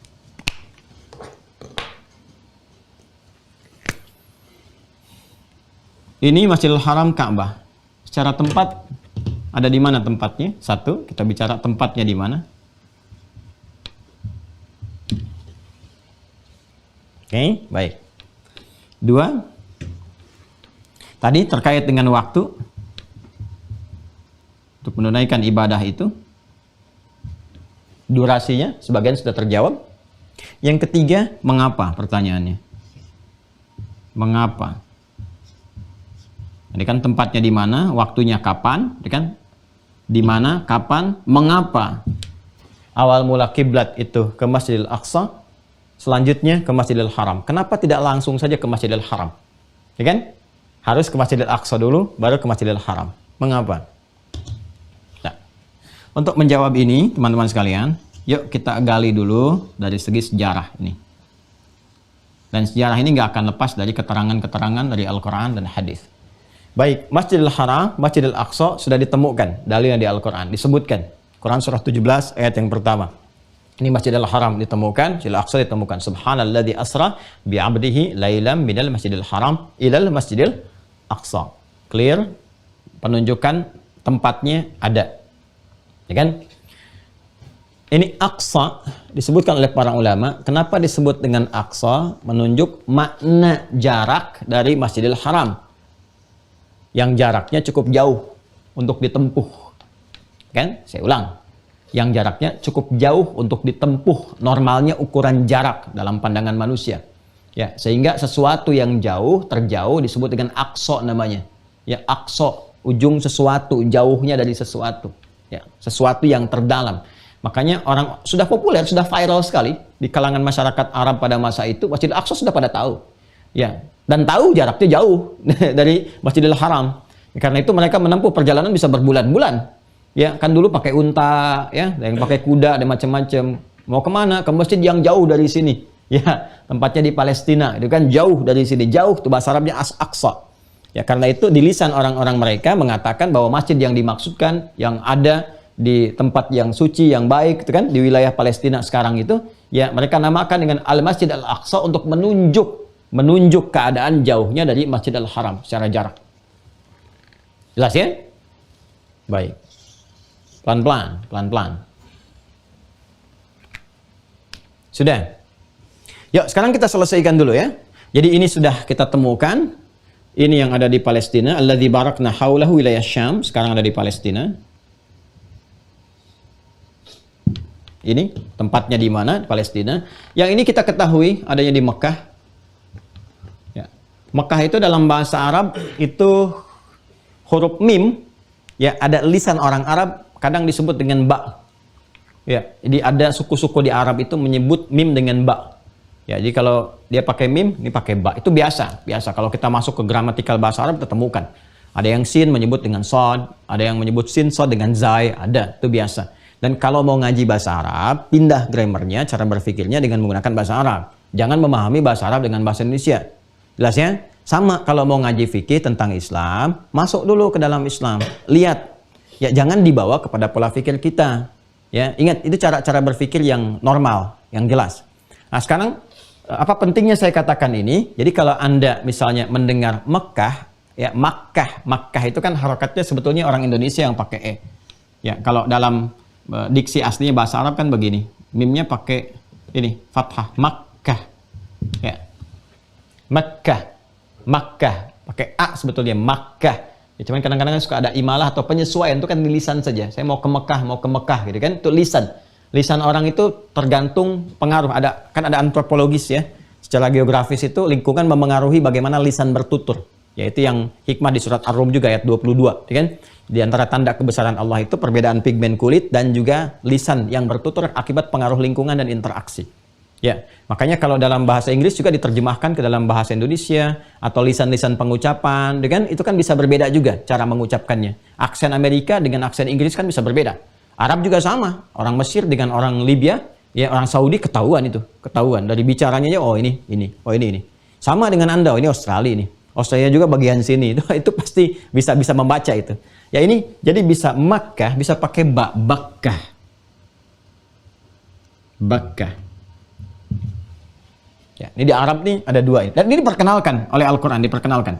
Misalnya kita lihat Quran surah ketiga Ali Imran ayat 96 sampai 97. Kita lengkapi aja. Quran surah 3 ayat 96 sampai 97. Inna awwala baitin wudi'a lin-nasi lalladzi bi Bakkata mubaraka. Pakai ba di sini diperkenalkannya. Karena viral waktu itu saat ayat diturunkan, viral menggunakan ba juga. Ba dengan mim, dua-duanya ada. Ini hikmahnya Al-Qur'an sehingga tercakup semua orang paham, mengerti apa yang dimaksudkan. Makkahnya sudah dikenal. Bakkah juga tahu, ya. Dan ini akomodatif sifatnya. Al-Qur'an mengakomodasi bahasa-bahasa, diksi-diksi yang digunakan sehingga tidak ambigu pengenalannya di masyarakat. Semua dikenali, diketahui. Dan terangkat keadaan suku yang disebutkan itu. Ya, jadi ada kesan dimuliakan oleh Allah karena disebut dengan dialeknya dan sebagainya sehingga menerima Islam itu dengan enak, dengan nyaman. Nah, ini ada pesan-pesan dalam juga secara hikmahnya. Ya, kita harus ini kan ada kesan Bhinneka Tunggal Ika dan sebagainya gitu kan. Berbeda, ada suku-suku, ada wilayah, ada tempat ya. Maka kalau kita ingin menghadirkan satu kesan kebahagiaan, persatuan, kemuliaan, maka hadirkan spirit Al-Qur'an itu dengan menampilkan kemuliaan-kemuliaan tempat itu, penduduknya, orang-orangnya, bahkan bisa digunakan dalam kebahasaannya ketika bertugas di tempatnya, ya. Ada misalnya pejabat bertugas di daerah yang Sunda, pelajari bahasa Sundanya, interaksi dengan orang-orang Sunda di situ. Walaupun misalnya ini dari Jawa, dari Sumatera, itu akan memberikan kesan tersendiri, ya, di orang Sunda yang hadir di sekitaran itu. Jaksa misalnya rapat dengan teman jaksa Sunda, ngobrol, saling nyapa aja pakai bahasa Sunda, itu punya kesan tersendiri di masyarakatnya, sehingga penerimaannya bagus.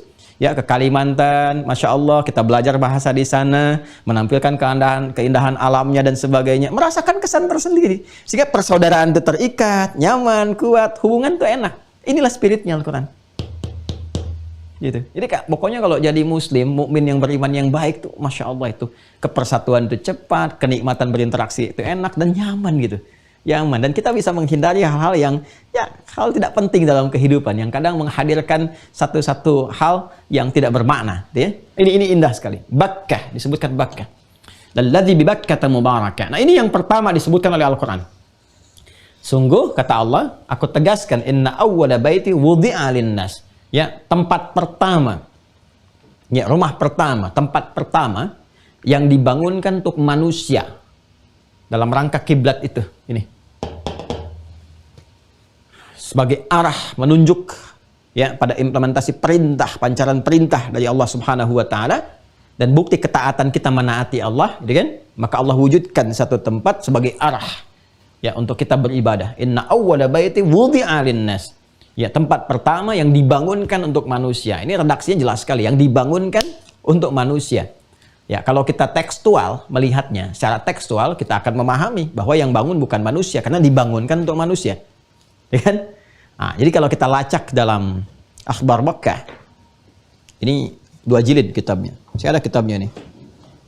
Akhbar Makkah. Ya, karya Al-Azraqi ini. Ya, ini kitabnya nih. Ini langsung saya dapat dari Mesir nih. Ya.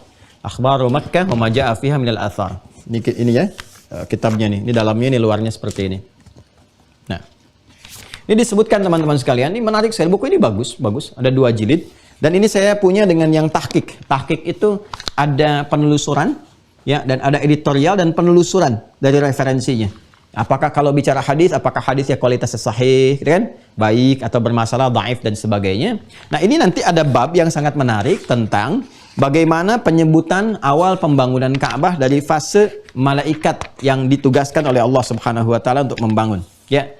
Ini di halaman ke-68 ini. Ya, sebelah kiri di sini.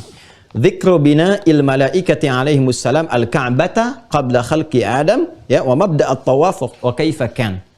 Ya, bab ya, penjelasan atau penyebutan tentang fase dibangunnya Ka'bah oleh malaikat, ya kan?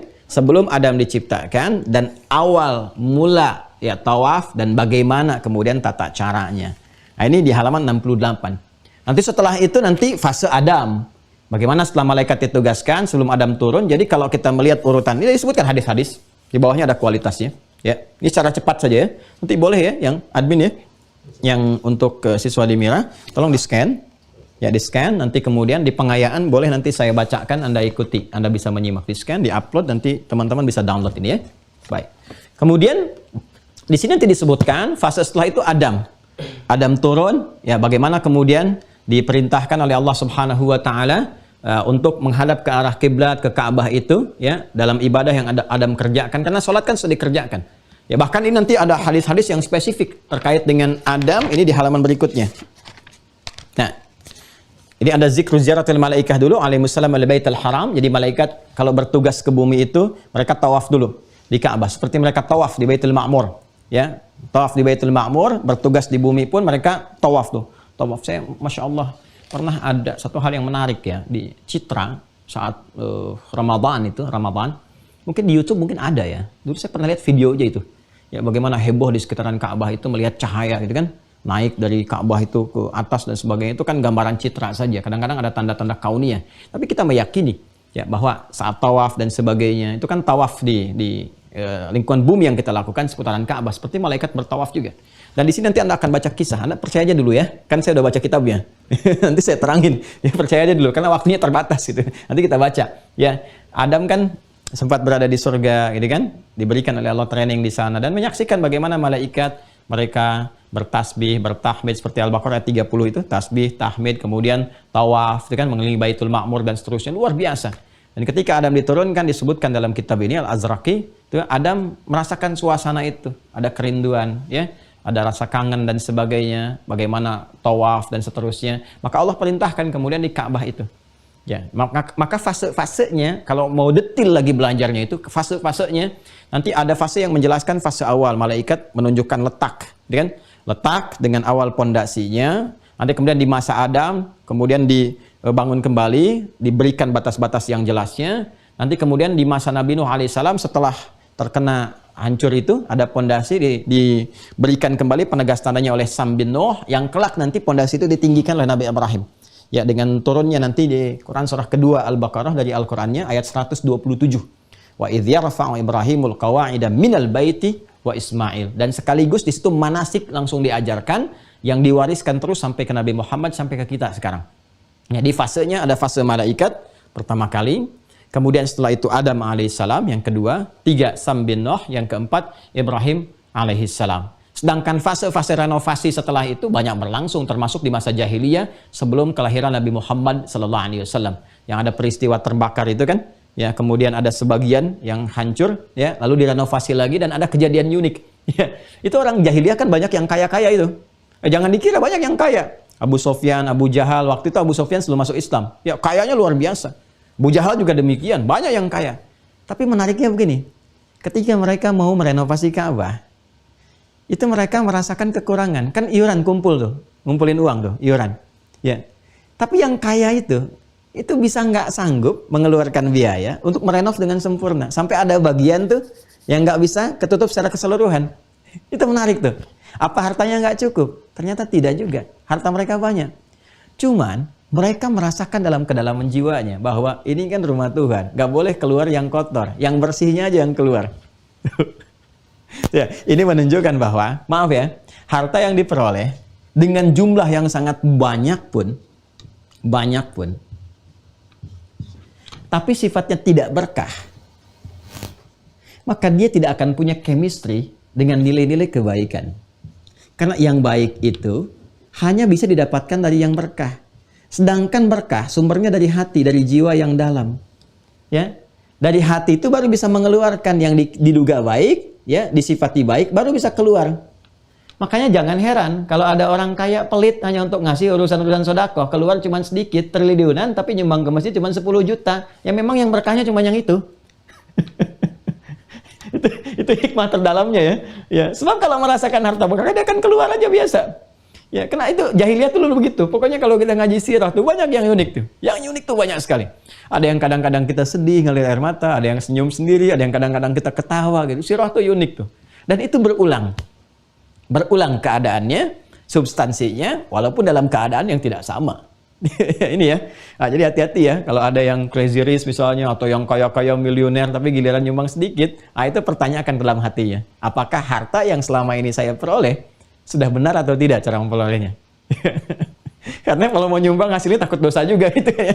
Itu yang maaf ya saya sampaikan ini untuk tahu saja gitu, untuk koreksi diri ya. Kalau ada kesulitan untuk memberi padahal harta itu banyak, coba dilihat barangkali keberkahannya yang harus dicari ya. Ini poinnya. Nyampe ke sini ya. Ya. Nah, ini ya, inna awwala baiti wudi'a lin-nas, kembali ke Al-Qur'an, ini dalilnya. Jadi ini yang pertama dibangun, ini yang duluan dengan fase-fase tadi. Ya. Baru selanjutnya ketika ini selesai baru ke sini. Jadi ini urutan kedua nih.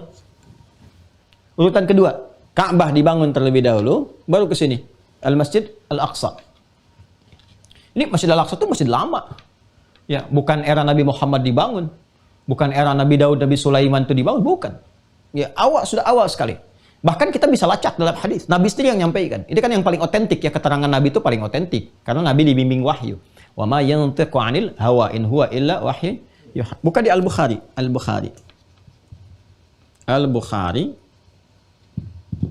Ini unik juga nih nomor hadisnya nih. Nomor hadisnya 3366.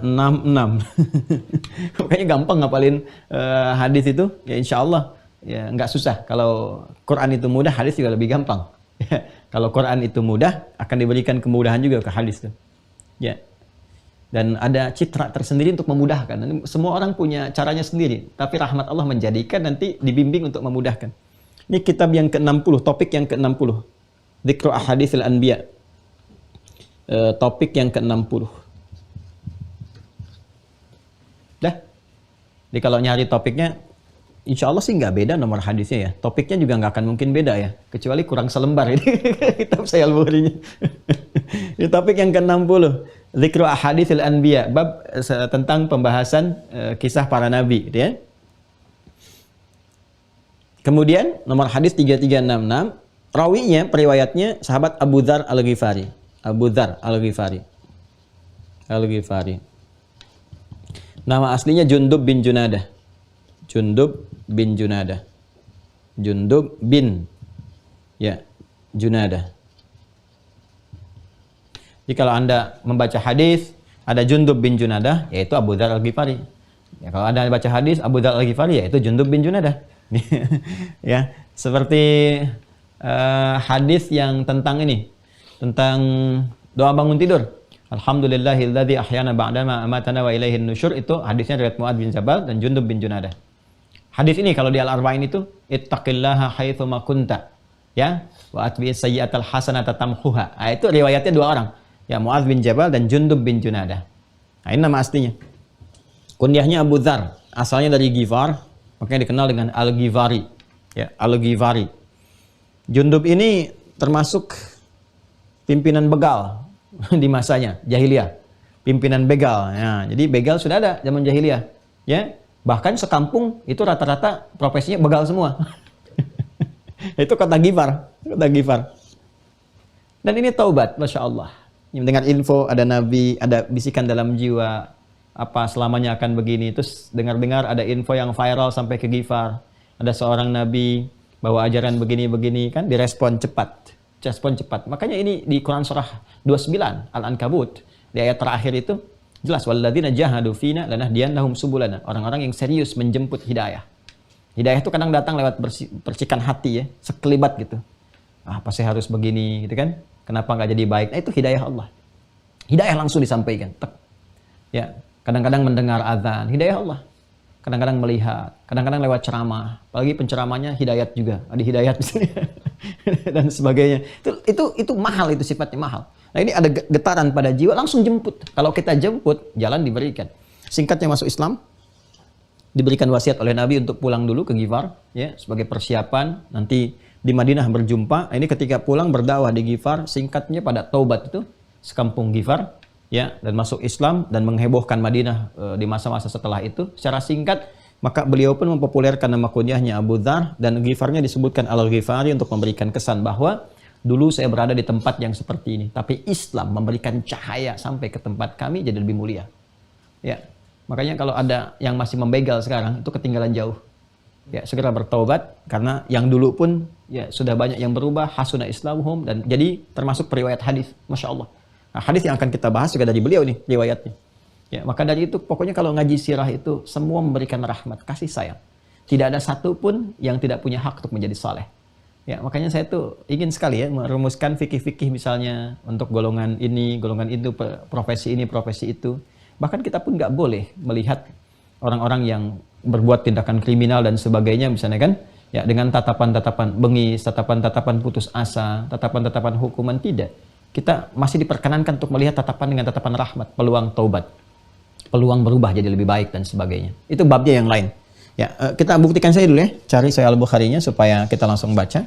Ini nanti Nabi akan sebutkan status yang dibangun pertama kali yang mana dan jarak dibangunnya seperti apa. Al-Bukhari.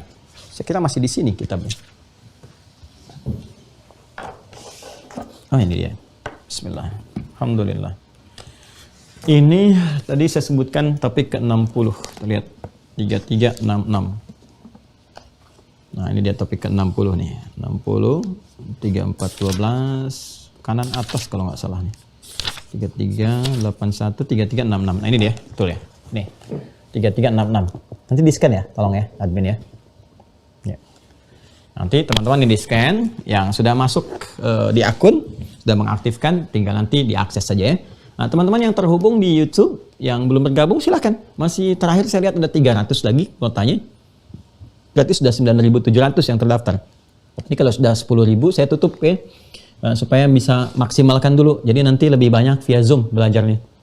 Ya, zonasi ada yang digabungkan, ada yang juga nanti pengayaan, dan teman-teman yang istifadah nanti akan berpindah ke YouTube Mira. Ya, untuk upload yang sekiranya bisa diupload secara umum, tapi kalau untuk tinjauan ngaji begini yang harus khusus. Ya, khusus spesifik supaya jelas nanti, dan ada sesi-sesi offline kita bertemu, mungkin saya undang nanti supaya mengonfirmasi ya, tahu dan mengonfirmasi, serta ada nanti terkait dengan profesi yang mungkin bisa disupport dengan kurikulum khusus. Baik, yuk kita baca ya. Bismillahirrahmanirrahim. Kitab Ahaditsul Anbiya. Ya, topiknya tentang pernyataan-pernyataan atau hadis itu jamak dari kata hadis, perkataan-perkataan. Ya, perkataan itu bukan sekedar perkataan, bisa informasi, ya kan? Bisa sabda, ya kan? Para nabi. Baik, bab subtopik nomor hadis 3366. Qala al-Imam al-Bukhari, haddatsana Musa bin Ismail, haddatsana Abdul Wahid, haddatsana al-A'mash, haddatsana Ibrahim at-Taimi an abihi qala sami'tu Aba Dzar radhiyallahu taala anhu. Nah, ini ya, saya mendengar Abu Dzar. Jelas ya? Sama persis dengan yang tadi saya sampaikan. Abu Dzar Al-Ghifari radhiyallahu taala anhu, semoga Allah meridai beliau. Qala, beliau menyampaikan, qultu, ya, beliau bertanya. Jadi beliau yang bertanya kepada Rasulullah sallallahu alaihi wasallam, ya Rasulullah, wahai Rasulullah, ayyu masjidin wudi'a fil ardi awwala.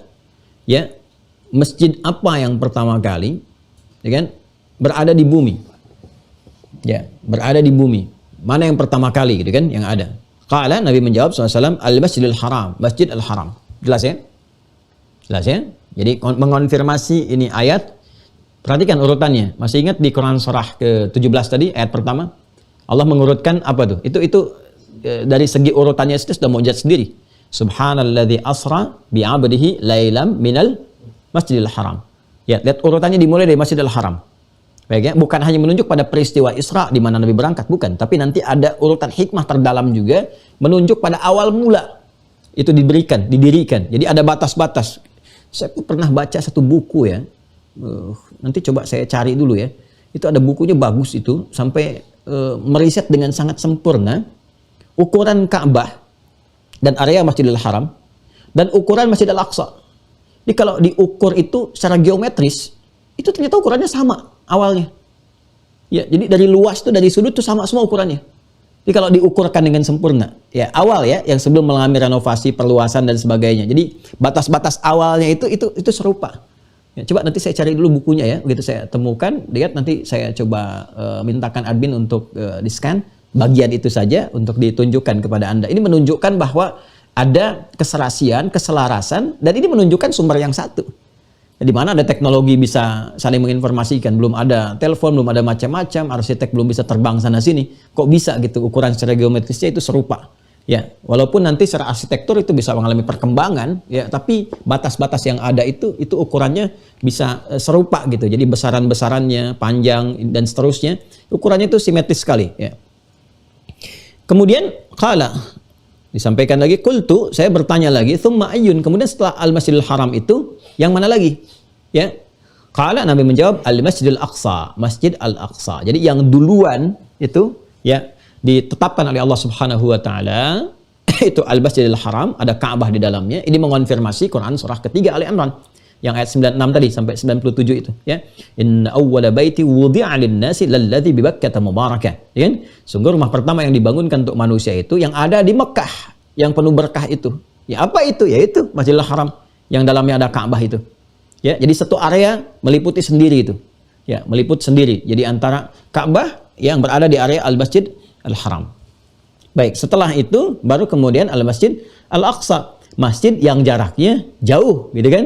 Jauh dari apa? Dari wilayah Masjid Al-Haram. Jadi kalau saya pernah tunjukkan kepada Anda batas-batas wilayah Jazirah Arab itu, kan kalau ada Jazirah Arab ya, ini kotakin lah segini. Ini kan ada Hijaz nih, batas barat nih.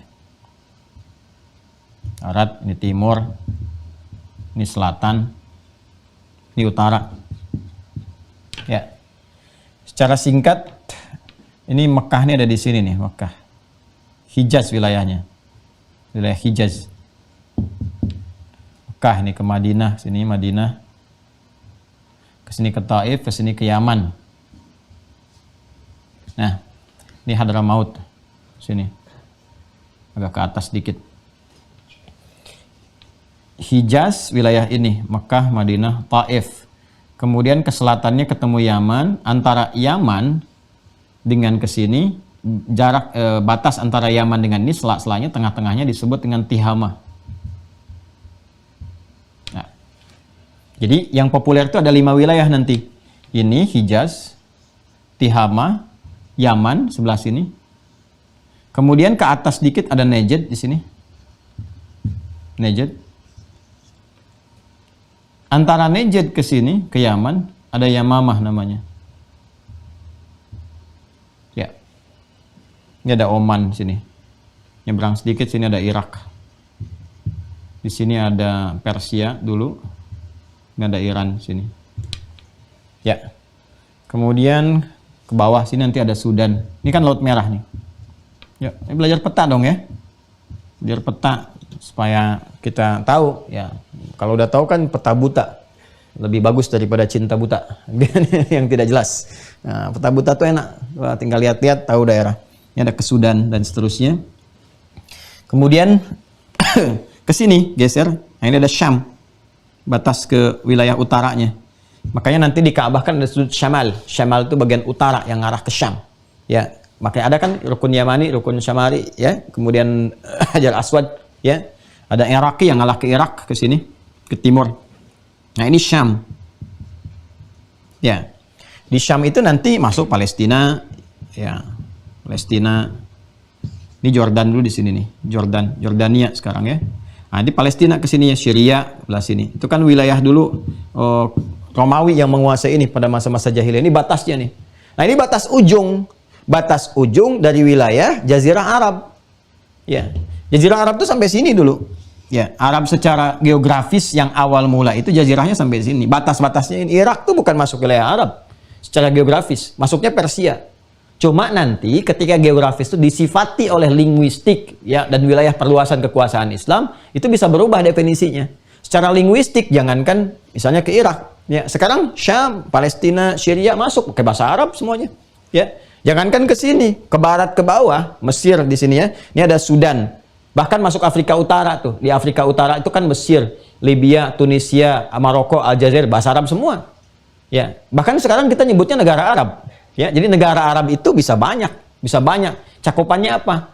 Kalau geografis awal, ini wilayah-wilayah Jazirah Arab. Ada 5 bagian.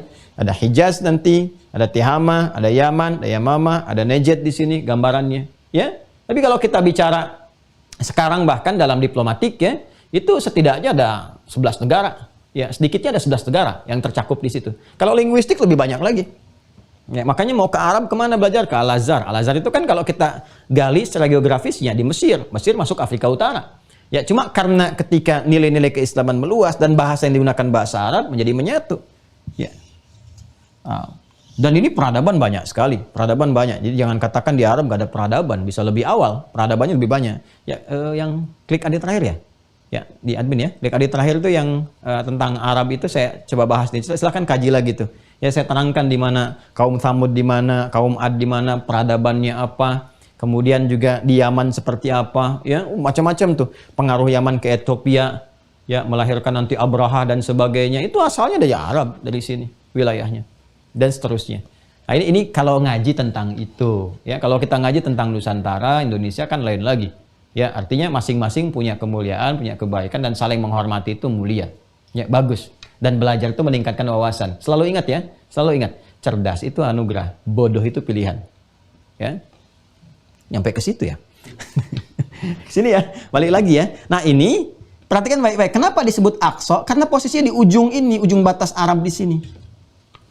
Ujung batas. Karena interaksi yang ada di wilayah-wilayah Arab pada masa itu dengan batas-batasnya, ya kalau nggak ke Yaman kan, ya sini berdagang, aktivitas ini kan, oh ini metropolitan, Mekah itu metropolitan, semua dikunjungi, ya suasana kota, dan Madinah pun kota nanti, ingat tuh kota, dua-duanya kota, jadi Nabi itu lahir di kota, hijrah ke kota, awas ya, karena akan sangat sensitif, kalau berubah jadi Arab, jadi Badawi, sifatnya beda, ada Arab itu berbeda, kajian lain, ya ini Ya, li'ilafi Quraisy, ilafihim rihlatasy syita'i was-shaif. Kebiasaan orang Quraisy yang mereka berniaga, merantau, kan? Musim dingin, musim panas. Kadang ke utara, ke sini, ya.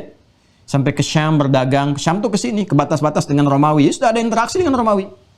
Ya kan? Kemudian kadang ke sini. Kadang ke Yaman. Makanya orang-orang Yaman tuh pandai dalam berniaga. Dan banyak hadis-hadis sifat-sifat tentang keutamaan, kemuliaan, keramahan orang Yaman tuh ada. Ya. Masya Allah ini. Makanya nanti banyak keluarga-keluarga Nabi SAW itu yang juga nanti yang ke Yaman, ya. Ada yang migrasi ke Yaman, ada yang kemudian ke sini nih, ke timur, ke arah-arah Kufah dan sebagainya. Ada yang kemudian ke sini juga, ya, ke arah-arah yang ke ke utara, gitu ya. Dan Masya Allah dari sebagian banyak ini nanti ada juga yang ke Indonesia dan banyak, Masya Allah. Semoga Allah berkahi negeri kita, ya. Ini gambarannya, ini ujung nih. Karena ujung di sini, ujung ini disebut Aqsa bahasa Arabnya. Ya, makanya Nabi ketika menyebutkan dan menerangkan kembali, menegaskan ayat Al-Quran, ya, menyampaikan, Allah membimbing. Ya, Masjidil Haram ada di sini, itu dekat wilayahnya, dekat dengan rumah Nabi dan sebagainya. Ya, di sini. Nah, karena ini jaraknya ujung ke sini, maka disebut Masjid Al-Aqsa. Ya, ada ulama mengatakan demikian. Li bu'di masafatihi, karena jauh jaraknya, yang ujung dari batas ini ada di sini. Maka dinamakan Al-Masjid Al-Aqsa. Ya. Masjid itu tempat sujud. Tempat beribadah kepada Allah. Aqsa yang terujung, yang jauh, ya, dari ujung batas dari wilayah Jazirah Arab kalau diukur dari Makkah di pusat tengahnya, ya. Nah, kemudian ini menarik, selesaikan hadisnya, ya. Kultu, saya tanya lagi, Masya Allah, ya. Kultu, saya tanya. Kulta, kamu berkata. Dia kultum, kuliah 7 menit. Kultu, saya bertanya lagi, ya, kata Abu Dzar Al-Ghifari. Jadi kultu dari kata qala, berkata, tapi lihat konteks, kadang diartikan bertanya, ya, kalau konteksnya menanya, karena di sini ada tanda tanya. Kam kana bainahuma, berapa jarak antara keduanya? Dibangun Masjidil Haram dengan Masjidil Aqsa, jaraknya berapa lama? Qala, Nabi menyampaikan sallallahu alaihi wasallam, arba'una sanatan, thumma aynama adrakatka as-salatu ba'du fasallih fa innal fadla fihi. Masya Allah. Jarak dibangun antara keduanya 40 tahun. 40 tahun. Jadi masanya nggak terlalu jauh antara selesai diletakkan kemudian, ya, batas-batas Masjidil Haram dengan Ka'bah ada di dalamnya. Jarak 40 tahun dari situ kemudian Masjid Al-Aqsa. Jadi kalau Ka'bah itu jelas ada fase-fase tadi disebutkan, ya, dari fase malaikat, Nabi Adam alaihissalam, sampai Nuh, kemudian Ibrahim alaihissalam, dan renovasi setelah itu dalam setiap masa-masanya sampai yang ada saat ini tidak berubah dari batasnya. Walaupun mengalami renovasi, nggak berubah dari situ keadaannya. Ya, tadi saya sedikit, ya, sempat saya ingin flashback sedikit lagi tentang, masih ingat tadi yang orang-orang jahiliyah, orang Quraisy itu saat mengumpulkan uang yang keluarnya sedikit itu. Nah, itu nggak cukup sebagian itu. Maka yang sebagian itu yang sekarang jadi area Hijar Ismail. Nah, itu mudah bagi Nabi SAW mengatakan, udah tutup lagi aja. Tidak, ya. Tapi yang hikmah menjadi besar bagi kita adalah setiap orang yang punya harapan, kerinduan untuk sholat di dalam Ka'bah bisa masuk area Hijar Ismail itu. Jelas, ya? Itu hikmahnya, salah satunya. Kalau ngaji agak banyak sih, kita bisa kemana-mana, tapi dalam sekali gitu, ya, apa yang kita dapatkan. Ini jaraknya 40 tahun. Nah, para ulama ada yang memberikan batas 40 tahun ini di periode yang kedua setelah Adam alaihissalam, ya, setelah malaikat kan fasenya Adam. Adam alaihissalam dari batas itu memberikan sebuah tanda-tanda yang jelas, gitu kan? Kemudian dibangun kembali di masa Adam, maksudnya diberikan batas keadaannya, dan 40 tahun dari situ baru Masjid Al-Aqsa. Ada yang memberikan batas seperti itu. Secara singkatnya Nabi hanya memberikan gambaran bahwa 40 tahun setelah kemudian dibangunkannya Masjid Al-Haram, ya, ada Ka'bah di dalamnya, baru ke Masjid Al-Aqsa. Jadi yang duluan Masjid apa? Masjid Al-Haram. Setelah itu Masjid apa? Masjid Al-Aqsa. Pertanyaannya, kok ketika sholat diperintahkan setelah Isra Mi'raj, kenapa Masjid Al-Aqsa dulu kiblatnya? Nggak langsung ke Masjid Al-Haram? Itu yang akan kita jawab besok nanti. Karena sudah jam 7 lewat ini. Baik, kita jawab besok insya Allah, ya. Jadi kita baru sejarah tuh, belum ke cara. Dalilnya kan sudah, definisi sudah, dalil sudah, sejarah, tempat, waktu sudah. Nah, kita harus jawab tuh, ya, mengapa itu dulu, lalu setelah itu hatam, baru kita bicara caranya. Menentukan kiblat seperti apa, menghadapnya bagaimana, posisi seperti apa, kaitan antara menghadap kiblat dengan iqomah itu bagaimana, sehingga hikmahnya kita dapatkan dari itu semua. Ya, jadi kita baru sampai ke nomor 3, pertengahan. Ya, 3 pertengahan itu sejarah, belum ke cara ya. Nomor 3 pertengahan. Jadi bersabar ya. Insya Allah. Ini kalau kita belajarnya begini, ada sifat detil di dalamnya, insya Allah nanti berbagai hal itu bisa terjawab dengan baik. Ya, dan kita mengerti, oh ini, oh seperti ini, arahnya gini. Dan ada pembuktian dari sejarah begini, bisa dilacak semua. Islam itu tidak meninggalkan celah untuk menyoal gitu. Dan setiap pertanyaan ada jawabannya. Sehingga ada ketentraman dalam jiwa kita ketika mendapatkan kepastian. Ya, paling enak kan dijanjikan tapi nggak pasti gitu kan. Nah, nunggu itu kan paling nggak enak gitu. Ya, ada pasangan dijanjikan menikah tapi nggak pasti-pasti kapan melamarnya. Dan ada orang ustadz mau datang ngaji tapi nggak pasti-pasti tanggal berapa ditetapkannya sebetulnya. Udah ngajukan tapi belum di ACC juga. Itu lihat tuh ya. Nah, karena itu celahnya kita tutup dari pembelajaran sehingga kalau ada berbagai hal yang ditanyakan bisa terjawab. Saya kira itu yang disampaikan sebelumnya.